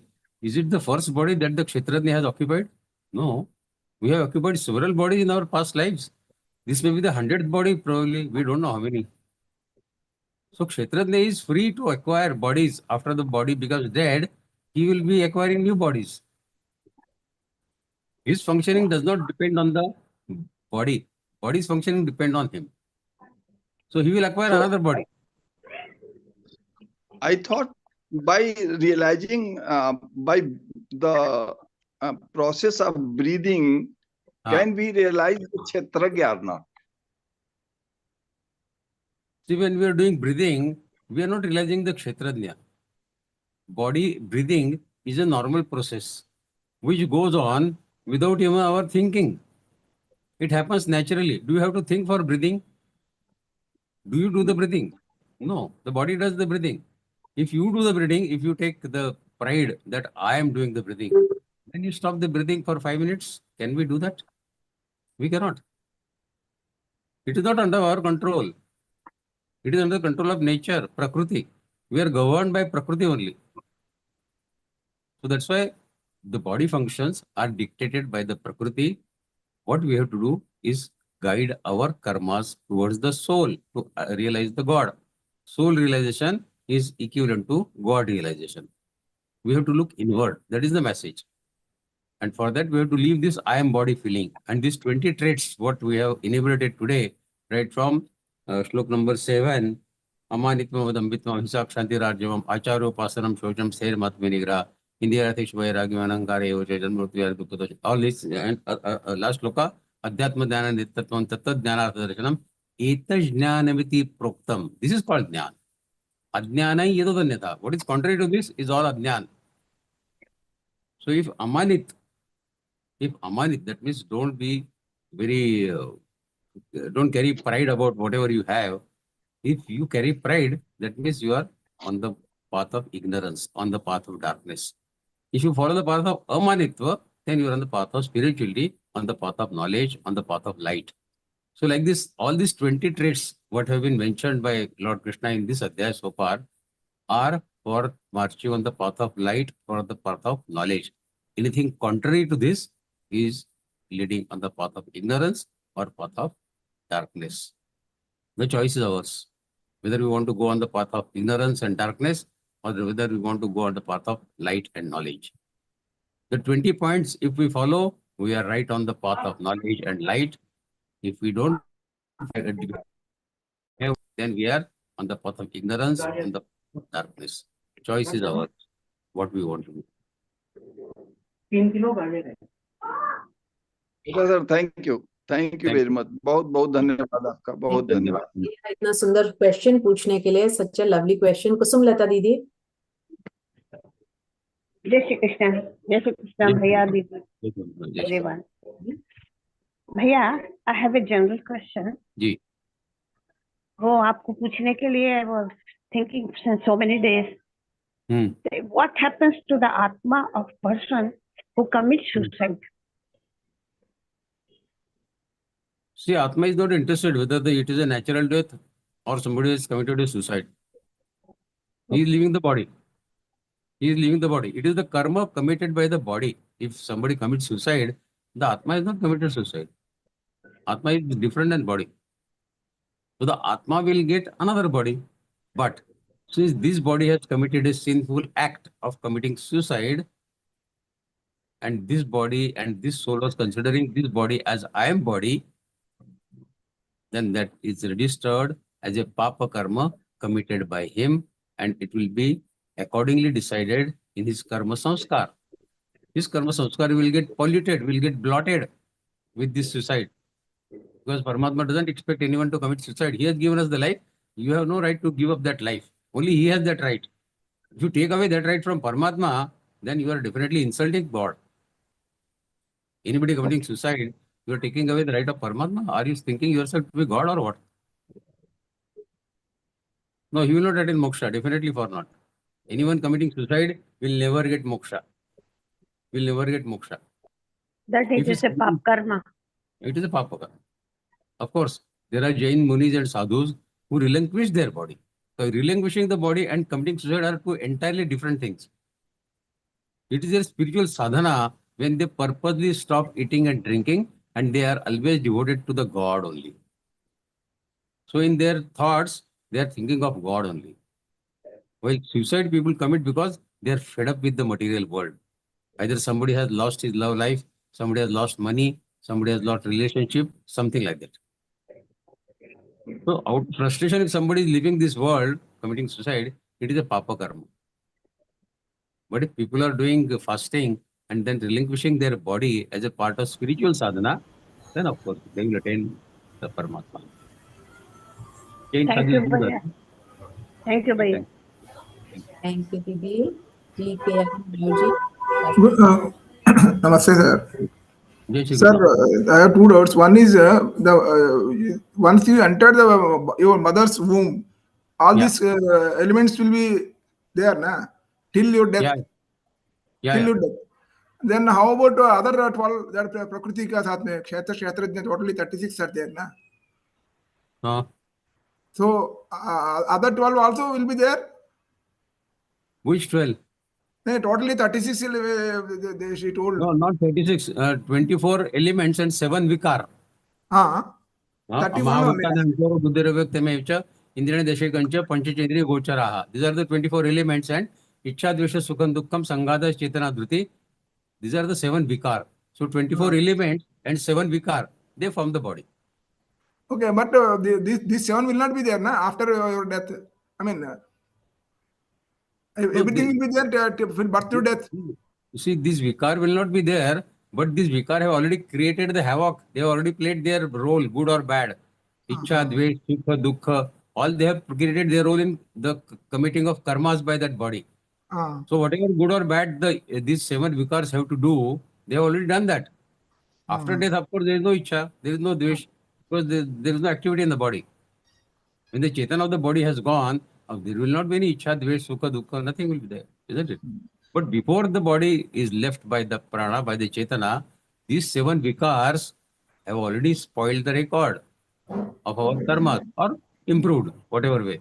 If we have done Satkarma, they have improved our chances of getting Paramatma. If we have not followed the message of Gita, and then if we have acted contrary to the message of God, then this Ichha, Dvesh, Sukha, Dukkha have further pulled us down in our karma samskar, which will lead us to further downgrading our life in the next life. Urdhvam gachanti satvastha, madhye tishtanti rajasa, jaganya gunavrittistha, adho gachanti tamasaha. This is the Gunatraya Vibhaga says, 14th Adhyaya. If we have done good, urdhva, we go up. Madhya, this life we come back again. And if our karmas are not good, then adho gachanti tamasaha. If we are tamasi, we go to species which are below human species. Animal, insects. Like Thank you. Yes. Okay, Bhaiya, there's a question on the chat about what's the difference between upvas and upasana.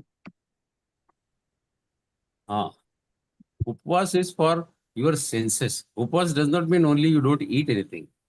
Upvas means you restrict all the senses, all karmendriyas from going to the sense objects. Shabda, sparsha, rupa, rasa, gandha. So you control all of your senses. Tongue is only one sense. भैया वो example आप देते हो ना जलेबी वाली व्रत वाली Thursday what chapter jalebi and samosa wali which chapter you give that example? Yeah. So that is upvas. Yeah. But that upvas, if we do that, suppose okay, I will repeat that example as Meenakshi is saying now. If I decide that I will keep fasting on a say Thursday of every week, and if I tell my wife that I will be doing fasting on every Thursday, then wife says, okay, good. Next Thursday, I tell my wife, today is my upvas. I will not eat anything. Wife says, okay, good. Then everybody is on the breakfast table. I say, I will not eat. You all enjoy the pohe and whatever, bakarbadi, whatever you have brought. All of them are enjoying, talking, laughing. I am looking at them, taking a pity of them. What these people are. They cannot control their hunger for a day. Can they not remain without eating anything for a day? I'm feeling very proud feeling about me. See, look at me. I'm not eating anything. But when the afternoon comes, 12 o'clock, 1 o'clock, I feel very hungry. And then I wanted to eat, but I cannot because I already announced that I'm having upvas. But at 1 o'clock, I tell my wife, in the evening when I will break my fasting, I want to eat half a dozen of kachori samosas and a few of jalebis, 10, 12 jalebis. The halwai, the sweet meat shop at the corner, he fries pure ghee jalebis at 5 o'clock, 6 o'clock, and also kachori samosas at that time. So go to him at 6 o'clock. 7 o'clock, I will break my fast. So go to him at 6 o'clock and then bring all this. I will enjoy this. Then I remind my wife at 2 o'clock, 3 o'clock, 4 o'clock, 5 o'clock, I shout at her. Already 5 o'clock, you are not still gone. What will I eat when I'm breaking my fast? So what does it mean? On the sake of it, on the face of it, I am doing upvas. Is it called upvas? When mentally I am not doing upvas, mentally I am eating everything. I am enjoying kachori, samosa and jalebis. This is not upvas. Paramatma says you are cheating yourself and you are cheating me also. So this was, on the face of it, people may call it upvas, but this is about only one sense of ours, that is the tongue. But the same upvas really means you have to fast, you have to put all your indriyas on fasting. Eyes, ears, eyes have not to say anything bad, ears have not to hear anything bad, tongue has not to speak anything bad or eat anything. So this is the meaning of upvas. While upasana does not mean upvas. Upasana can be done without upvas also. When you are doing upasana comes under many folds. Navavidha bhakti. You can do the bhakti upasana 9 folds. Shravanam, Kirtanam, Padasevanam, Archanam, Atmanivedanam, all that. There are 9 steps where you can offer your upasana to Paramatma. Yes, Lataji, you can very well attend the Zoom class. There is no problem. In fact, on the contrary, it is better for you to attend the class and remember your grandfather who has passed away. Geeta will offer him peace. Remember him when you are reading Geeta. Geeta is the best source of offering peace to the departed soul. Okay, so this is how the difference of upasana is there. Upasana has a different connotation. Upavas and upasana are not to be mixed. Ji. Shaila ji, please ask. Yeah, I have a very small question. Will knowledge of past life help in improving present life? But do we have the knowledge of past life? Because like Draupadi, when she got married to 5 people, Sri Krishna explained her that in your previous life you asked for 5 different qualities of your husband. Yeah, but that is what after Krishna told her. Yeah, but then Draupadi she can born. accept the 5 husbands, 5 people as her husbands. So is it possible that remembering your past life will help to smooth this life? It will definitely help because you will remember if somebody is fortunate that he is remembering his past life and if he knows what good or bad things he has done in his life, he can accordingly chalk out his karmas in this life. Definitely it will help. But Okay. not many people. Arjuna, Anyam Veda Saravani, Natmam Vetta Parantapa. Arjuna, you and me have taken many births so far. Bhuvani me Vetitani Janmani Tavacha Arjuna. I remember all of them, but you don't remember any of them. So this is our fate. We don't remember anything of our past lives. Hmm. Okay. Thank you, sir. Okay, thank you. Shobha Any ji. other questions? Okay. Jai Shri Krishna, everyone. Good evening. I hope Good you're all evening. having a good time. And thank you again very much, Vikas Bhaiya, for your lecture. Now, I have a question. So everyone talks about past lives and present lives. So Yeah. there is a twist here. Yeah. We talk about everything being Maya, right? If the earth is a Maya, then we are also a Maya. Yeah. Then where does the karmic debt fit in? Did you get my question? Because if everything is a Maya and the earth is Yeah. an illusion, we are an illusion, how are we explaining karmic debts? See, the principle of karmic, it governs the actions that you are taking. Your karma samskar, what you are carrying from this life as well as past life, they govern the way you are acting in this life. That does not mean that you cannot cleanse your past samskars. There are ways to cleanse past samskars. And the best way to cleanse past samskar is samatva yoga uchyate. If you become yogi of finding equanimity, if we remain equipoised in our actions, in our thoughts, then we are cleansing our past samskars. That is the best way. And Gita preaches us this principle of equanimity in many adhyas. Not only in one, many adhyas, many shlokas. Yeah. So this is the way to cleanse our past samskars. But your question is Maya. Now Maya is to be pierced. Maya needs to be pierced by us. Maya is like, God is a hypnotist. God is a hypnotist. He is throwing that Maya on us. If we pierce through that Maya, then only we can reach the God. Most of us get entrapped in that Maya of Paramatma. This samsar, this outside world, what is there, is all Paramatma's Maya. Yeah, so that's where the deeper question comes. If everything is a Maya, then who am I? No? I am the soul. I am not a part of Maya. I am not a soul. I am not a part of Maya. I am a soul. I am a part of Paramatma. But my body is a part of Maya. And this adhyay is teaching us Oh, my that you are physical not body is a body. part of Maya. My physical body is You a are part not of body, Maya. you are a soul. And how to come out of I am body feeling, that is what we are discussing in this adhyay. We are Yes, the exactly. Kshetrajna. We are not Kshetra. Okay. Kshetra belongs to Prakriti, to the Maya. Okay. Oh. Okay. I got the answer now. Thank you so much. Thank you so much. Thank you. Ji, Milind Bhaiya. Jai Shri Krishna Bhaiya. Jai Jai Shri Shri Krishna. Krishna. Thank you very much. Thank you for your knowledgeable explanation. I just have a very quick question. At when Bhagwan says that Jivatma is one of the part, so at what stage of fetus development the Jivatma enters the fetus?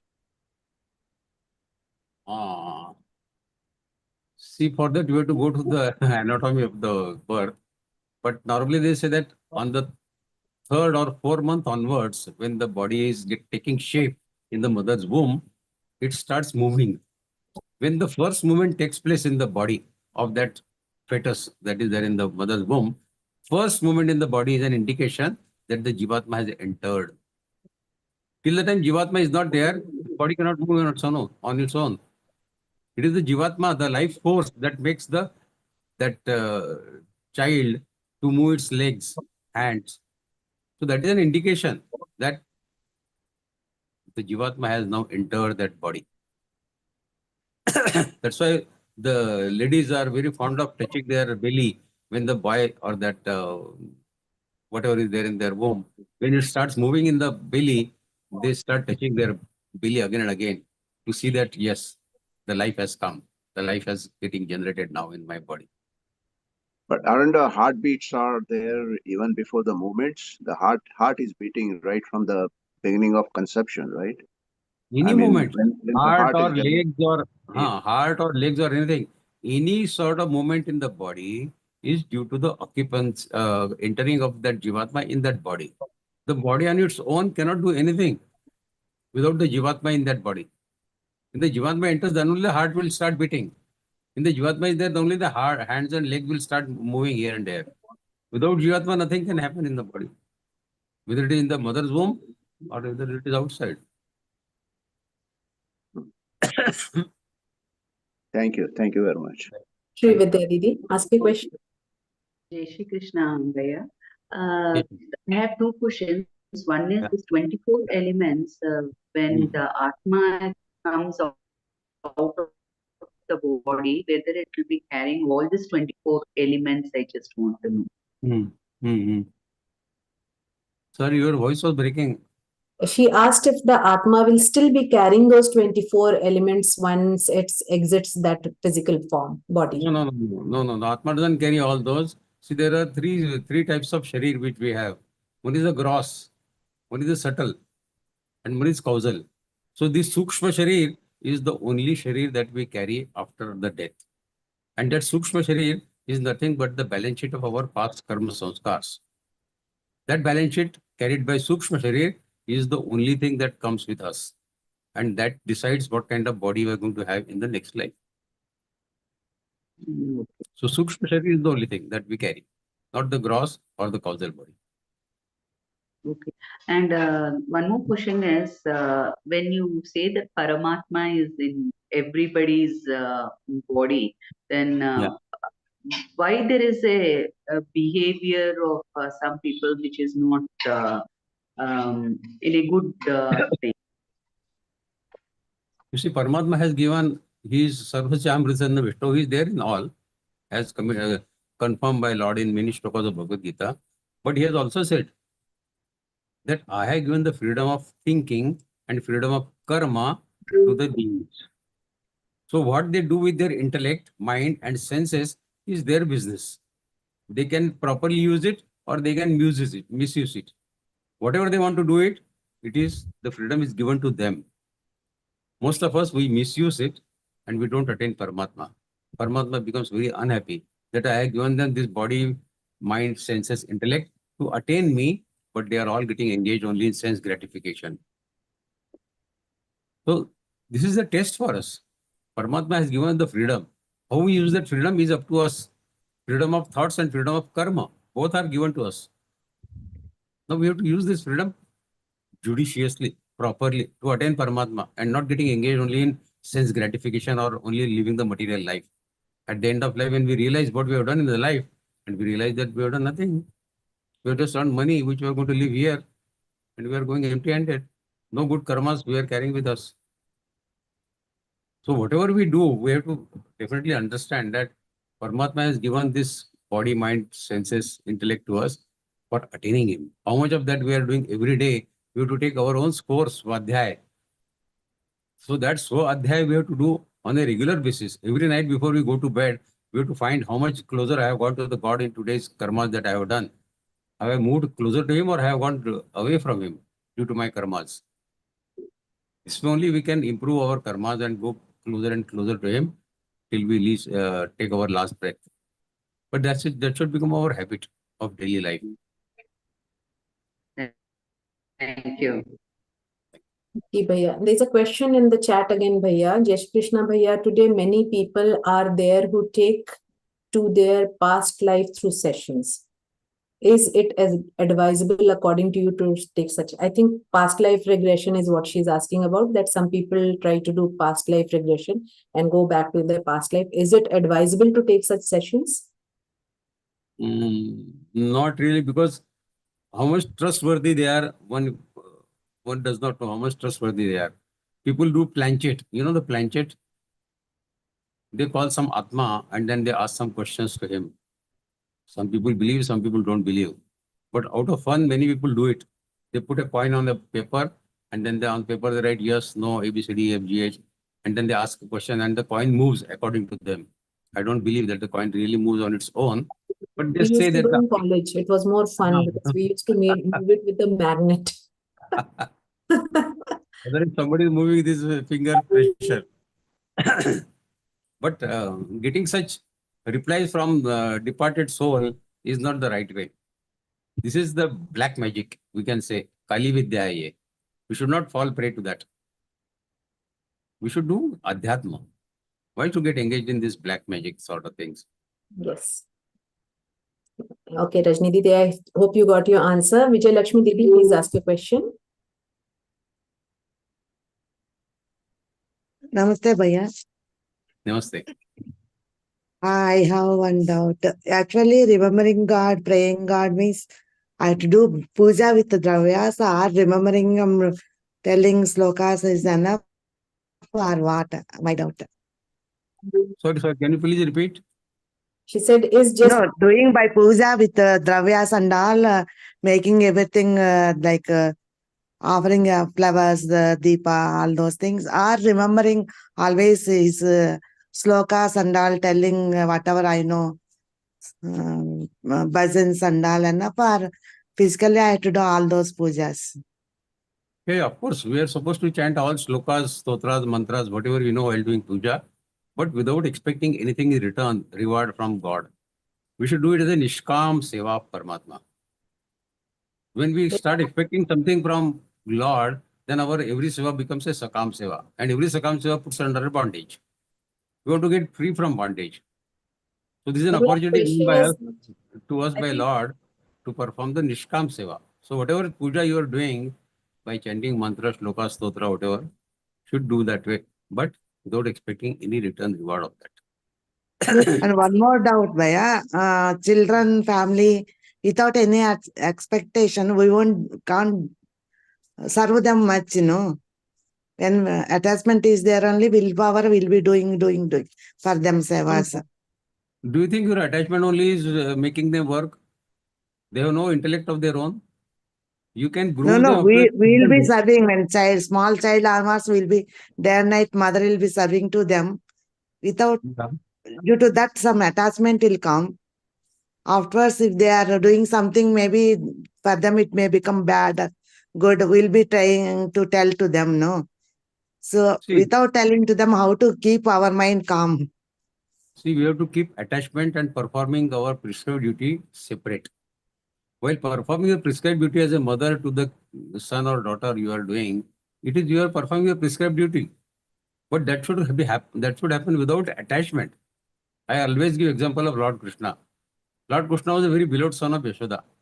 But when he left Vrindavana, he never went back to Yashoda. Yeah, I read all those things. I'll be thinking always, God given me so much, mother taken care so much. Afterwards, he never came back to her and not seen. But who given birth, he was giving important to her. Who brought her up, he never given back. What is the difference? Who given birth and who not given birth, showing mothers this one. Why so much partiality, God? I'll be thinking always that only. He did not go back to Radha also. People sing songs about love of Radha and Krishna, but did he go back to Radha? No, he didn't go back. He Gokul, he never gone. To everyone that he came across. But he never had any attachments. So we should do the same way. Attachment he is having towards Pancha Pandavas, no, sir. Always he'll be going to them. Why? No. What reason I am not getting? No, he had no attachment with anybody. If you can say but attachment, each moment he will be helping Pancha Pandavas, no? So many situations. Also, only thing is he had, if you want to say attachment, then only Arjuna. Pandavana and Dhananjay. Because Arjuna is his vibhuti, as we learned in 10th Adhyay. Pandavana and Dhananjay. Out of 5 Pandava, I am Dhananjay, I am Arjuna. So to that extent, yes, you can say that he had some attachment for Arjuna, but not with anybody else. Thank you, sir. Okay, thank you. Yes, Krishna Bhaiya. Okay. Yes, Krishna. Yes, Krishna. Her video got stuck. I think she's having network problem. Rajni Didi had asked that question that about past life mission. So, Rajni Didi? No. You can switch off your video and ask the question. I'll stop her video so that she can get network. Rajni Didi? Yeah, ask your question. Yeah, Bhaiya, I want Jai Shri Krishna, I want to ask when we get the next birth according to our karmas or whatever wish we have at the last moment. At the last moment, whatever we will have wish. Our wish has no value. Our wish has no value. Our karmas have the value. Whatever karmas we have done, that dictates what kind of janma, what kind of life we are going to have in the next life after this. We may wish everything. We may wish to become God also, but have karma support that. Everyone wants to become topmost. But our karma should support our desire, our ichha. Isn't it? So our ichha does not matter at all. Our ichha is absolutely meaningless. It does carry no value. Our karmas carry the value. No, they say no, whatever last wish you have. Wishing also, we will get good thing. Without our wishing also, you don't have to wish also. Because it is a system developed by nature, by Prakriti. And Prakriti is a part of nature, Lord only. They say no, what at last time, whatever you wish at the last time, you get the birth according to that. See, that is said because if you are wishing, suppose you got a pet dog, and instead of remembering Paramatma at the last moment of your life, you remember your God, what will happen to my dog after I am no more? Who will take care of my dog? So at the last moment when you are thinking of dog only, instead of God, then they say, then you may take the life of dog. Because last wish was dog. It's only an illustration to show that we should remember God. If you want to attain God, why not remember God? Why to remember dog? It's an illustration. We should not go in petty things. We should not remember. Acha, that I was asking you, past life regression. But I know people who are giving good this. Actually, I have never taken a session, but then where I do meditation center, they give a good this. He is taking people to. I have never taken a session from him. So that's why I always feel key what to know about past. Whatever is present is good. So I have never taken. That's why I was asking you, is it advisable to take a past life regression session? No, it's not correct. I would not advise personally. Because he doesn't charge that much and all. I regularly go for their meditation. That center is there. Charging is immaterial. We may afford also whatever charges he may be doing. Very less, 200-300 he takes. That also he gives to the center only. That he doesn't take personally. Center is there, so he gives that amount to center only. But how much can you trust such a person who is telling you your past life? What you were in your past life? Can you believe 100% what is said about you? Because 2-3 people he has taken, other people he has taken, means many people. Not me, but many people. I would suggest take it as an entertainment only. Don't take it as a fact of life. That only I wanted to. That's why I took advice. I've never gone for it, but that's why. And I feel that what past life, whatever is present, we should do better for that. We have a chance to improve our present and future. Can we repair our past? Cannot. So why not to repair our present and future? Why to go back to past? Isn't it? Ji. Lata Didi, you have a question? Jai Shri Krishna Bhaiya. Can I read Ram Stotra, Hanuman Chalisa and Vishnu Sahasranamam? Because my father-in-law expired on this Thursday. Yeah, you can. Because see, Vishnu Sahasranam, when it was said, when Pitama Bhishma was on the deathbed only, isn't it? Yes. So it is to be said. Vishnu Sahasranam can be said when people are dead. We have to do, we can recite with mouth them, the shlokas. Yeah, of course. Bhagavad-Gītā, Vishnu Sahasranam, both can be read. Okay, yeah. Thank you. Jai Shri Krishna. Jai Shri Krishna. Thank you, Bhaiya. As always, such an amazing session. It can just go on, and you have answer for each and everything that we have in our mind. And your examples, as always, are so amazing. It makes us so much easier to just get Geeta ji to our life, as we always say, because all these things that you teach us makes it so easy for us to follow the path in our day-to-day life. I will take opportunity to thank all the Sevis Bhaiya who work behind the scene to make this session successful. Our tech Didi, our anchoring team, and all the other who are arranging for pratnas and deep prajalan. So all the Sevis, thank you so much, our wonderful Sevis, for this beautiful session that you get for us.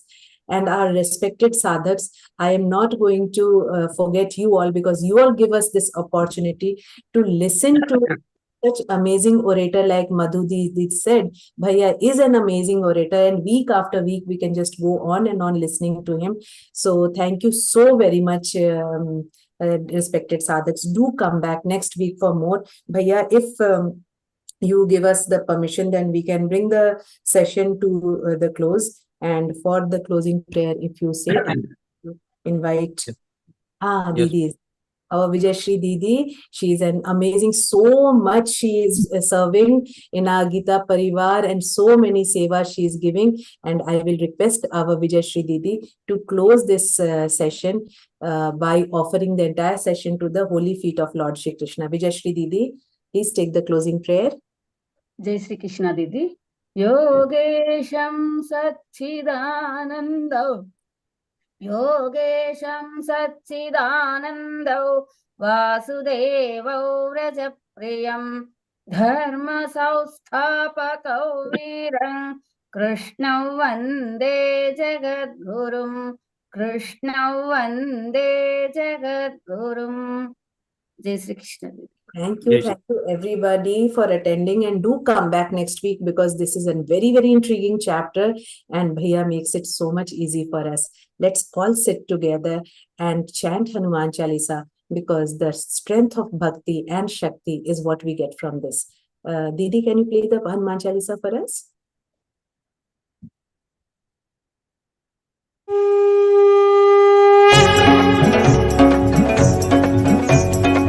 गुरु चरण सरोज रज निज मन मुकुर सुधारि बरनौ रघुबर बिमल जसु जो दायक फलचारि बुद्धिहीन तनु जानिके सुमिरौ पवन कुमार बल बुद्धि विद्या देहु मोहि हरहु कलेश विकार जय हनुमान ज्ञान गुण सागर जय कपीसति लोक उजागर रामदूत अतुलित बल धामा अंजनी पुत्र पवन सुत नामा महावीर विक्रम बजरंगी कुमति निवार सुमति के संगी कंचन बरन विराज सुबेसा कानन कुंडल कुंचित केसा हाथ वज्र ध्वजा विराजय कांधे मूंज जनेऊ साजय शंकर सुवन केसरी नंदन तेज प्रताप महाजगवंदन विद्यावान गुणी अति चातुर राम काज करिबेको आतुर प्रभु चरित्र सुनिबेको रसिया राम लखन सीता मन बसिया सूक्ष्म रूप धरि सिंहि दिखावा विकट रूप धरि लंक जरावा भीम रूप धरि असुर सहारे रामचंद्र के काज सवारे लाय सजीवन लखन जियाए श्री रघुवीर हर्षि उर लाए रघुपति कीन्ही बहुत बड़ाई तुम मम प्रिय भरत ही समभाई सहस बदन तुम रोजस गावै अस कहि श्रीपति कंठ लगावै सनकादिक ब्रह्मादि मुनीसा नारद सारद सहित अहिसा जम कुबेर दिक्पाल जहाते कवि कोविद कहि सके कहाते तुम उपकार सुग्रीवहि कीन्हा राम मिलाय राजपद दीना तुम्हरो मंत्र विभीषण माना लंकेश्वर भय सब जग जाना जुग सहस्र योजन पर भानु लील्यो ताहि मधुर फल जानु प्रभु मुद्रिका मेलि मुख माहि जलधि लांघि गए अचरज नाहि दुर्गम काज जगत के जेते सुगम अनुग्रह तुमरे तेते राम दुआरे तुम रखवारे होतन आज्ञा बिनु पैसारे सब सुख लहै तुम्हारी सरना तुम रक्षक काहू को डरना आपन तेज समारो आपै तीनों लोक हाकते कापै भूत पिशाच निकट नहीं आवै महावीर जब नाम सुनावै नासै रोग हरै सब पीरा जपत निरंतर हनुमत बीरा संकट ते हनुमान छुड़ावै मन क्रम वचन ध्यान जो लावै सब पर राम तपस्वी राजा जिनके काज सकल तुम साजा और मनोरथ जो कोई लावै सोई अमित जीवन फल पावै चारों जुग प्रताप तुम्हारा है प्रसिद्ध जगत उजियारा साधु संत के तुम रखवारे असुर निकंदन राम दुलारे अष्ट सिद्धि नो निधि के दाता असबर दीन जानकी माता राम रसायन तुम्हारे पासा सदा रहो रघुपति के दासा तुम्हारे भजन राम को पावै जन्म जन्म के दुख बिसरावै अंत काल रघुवर पुर जाई जहाँ जन्म हरि भक्त कहाई और देवता चित्तन धरई हनुमत से सर्व सुख करई संकट कटई मिटई सब पीरा जो सुमिरै हनुमत बल बीरा जय जय जय हनुमान गोसाई कृपा करहु गुरुदेव की नाई। जो सत बार पाठ कर कोई छूट ही बंदी महासुख होई। जो यह पढ़ हनुमान चालीसा होय सिद्धि साखी गौरी सा। तुलसीदास सदा हरि चेरा की जय नाथ हृदय महडेरा। पवन तनय संकट हरन मंगल मूर्ति रूप। राम लखन सीता सहित हृदय बसहु सुर भूप। सियावर रामचंद्र की जय पवन सुत हनुमान की जय। Jai Shri Ram, Jai Hanuman. Thank you so much, Bhaiya. Pranam Naman to you. And thank you, respected sadhaks, for coming together today. Purandar Bhaiya, I'm sorry I had missed your question in the chat, but next week, please do ask that question. It will be relevant next week also. And have a beautiful, blissful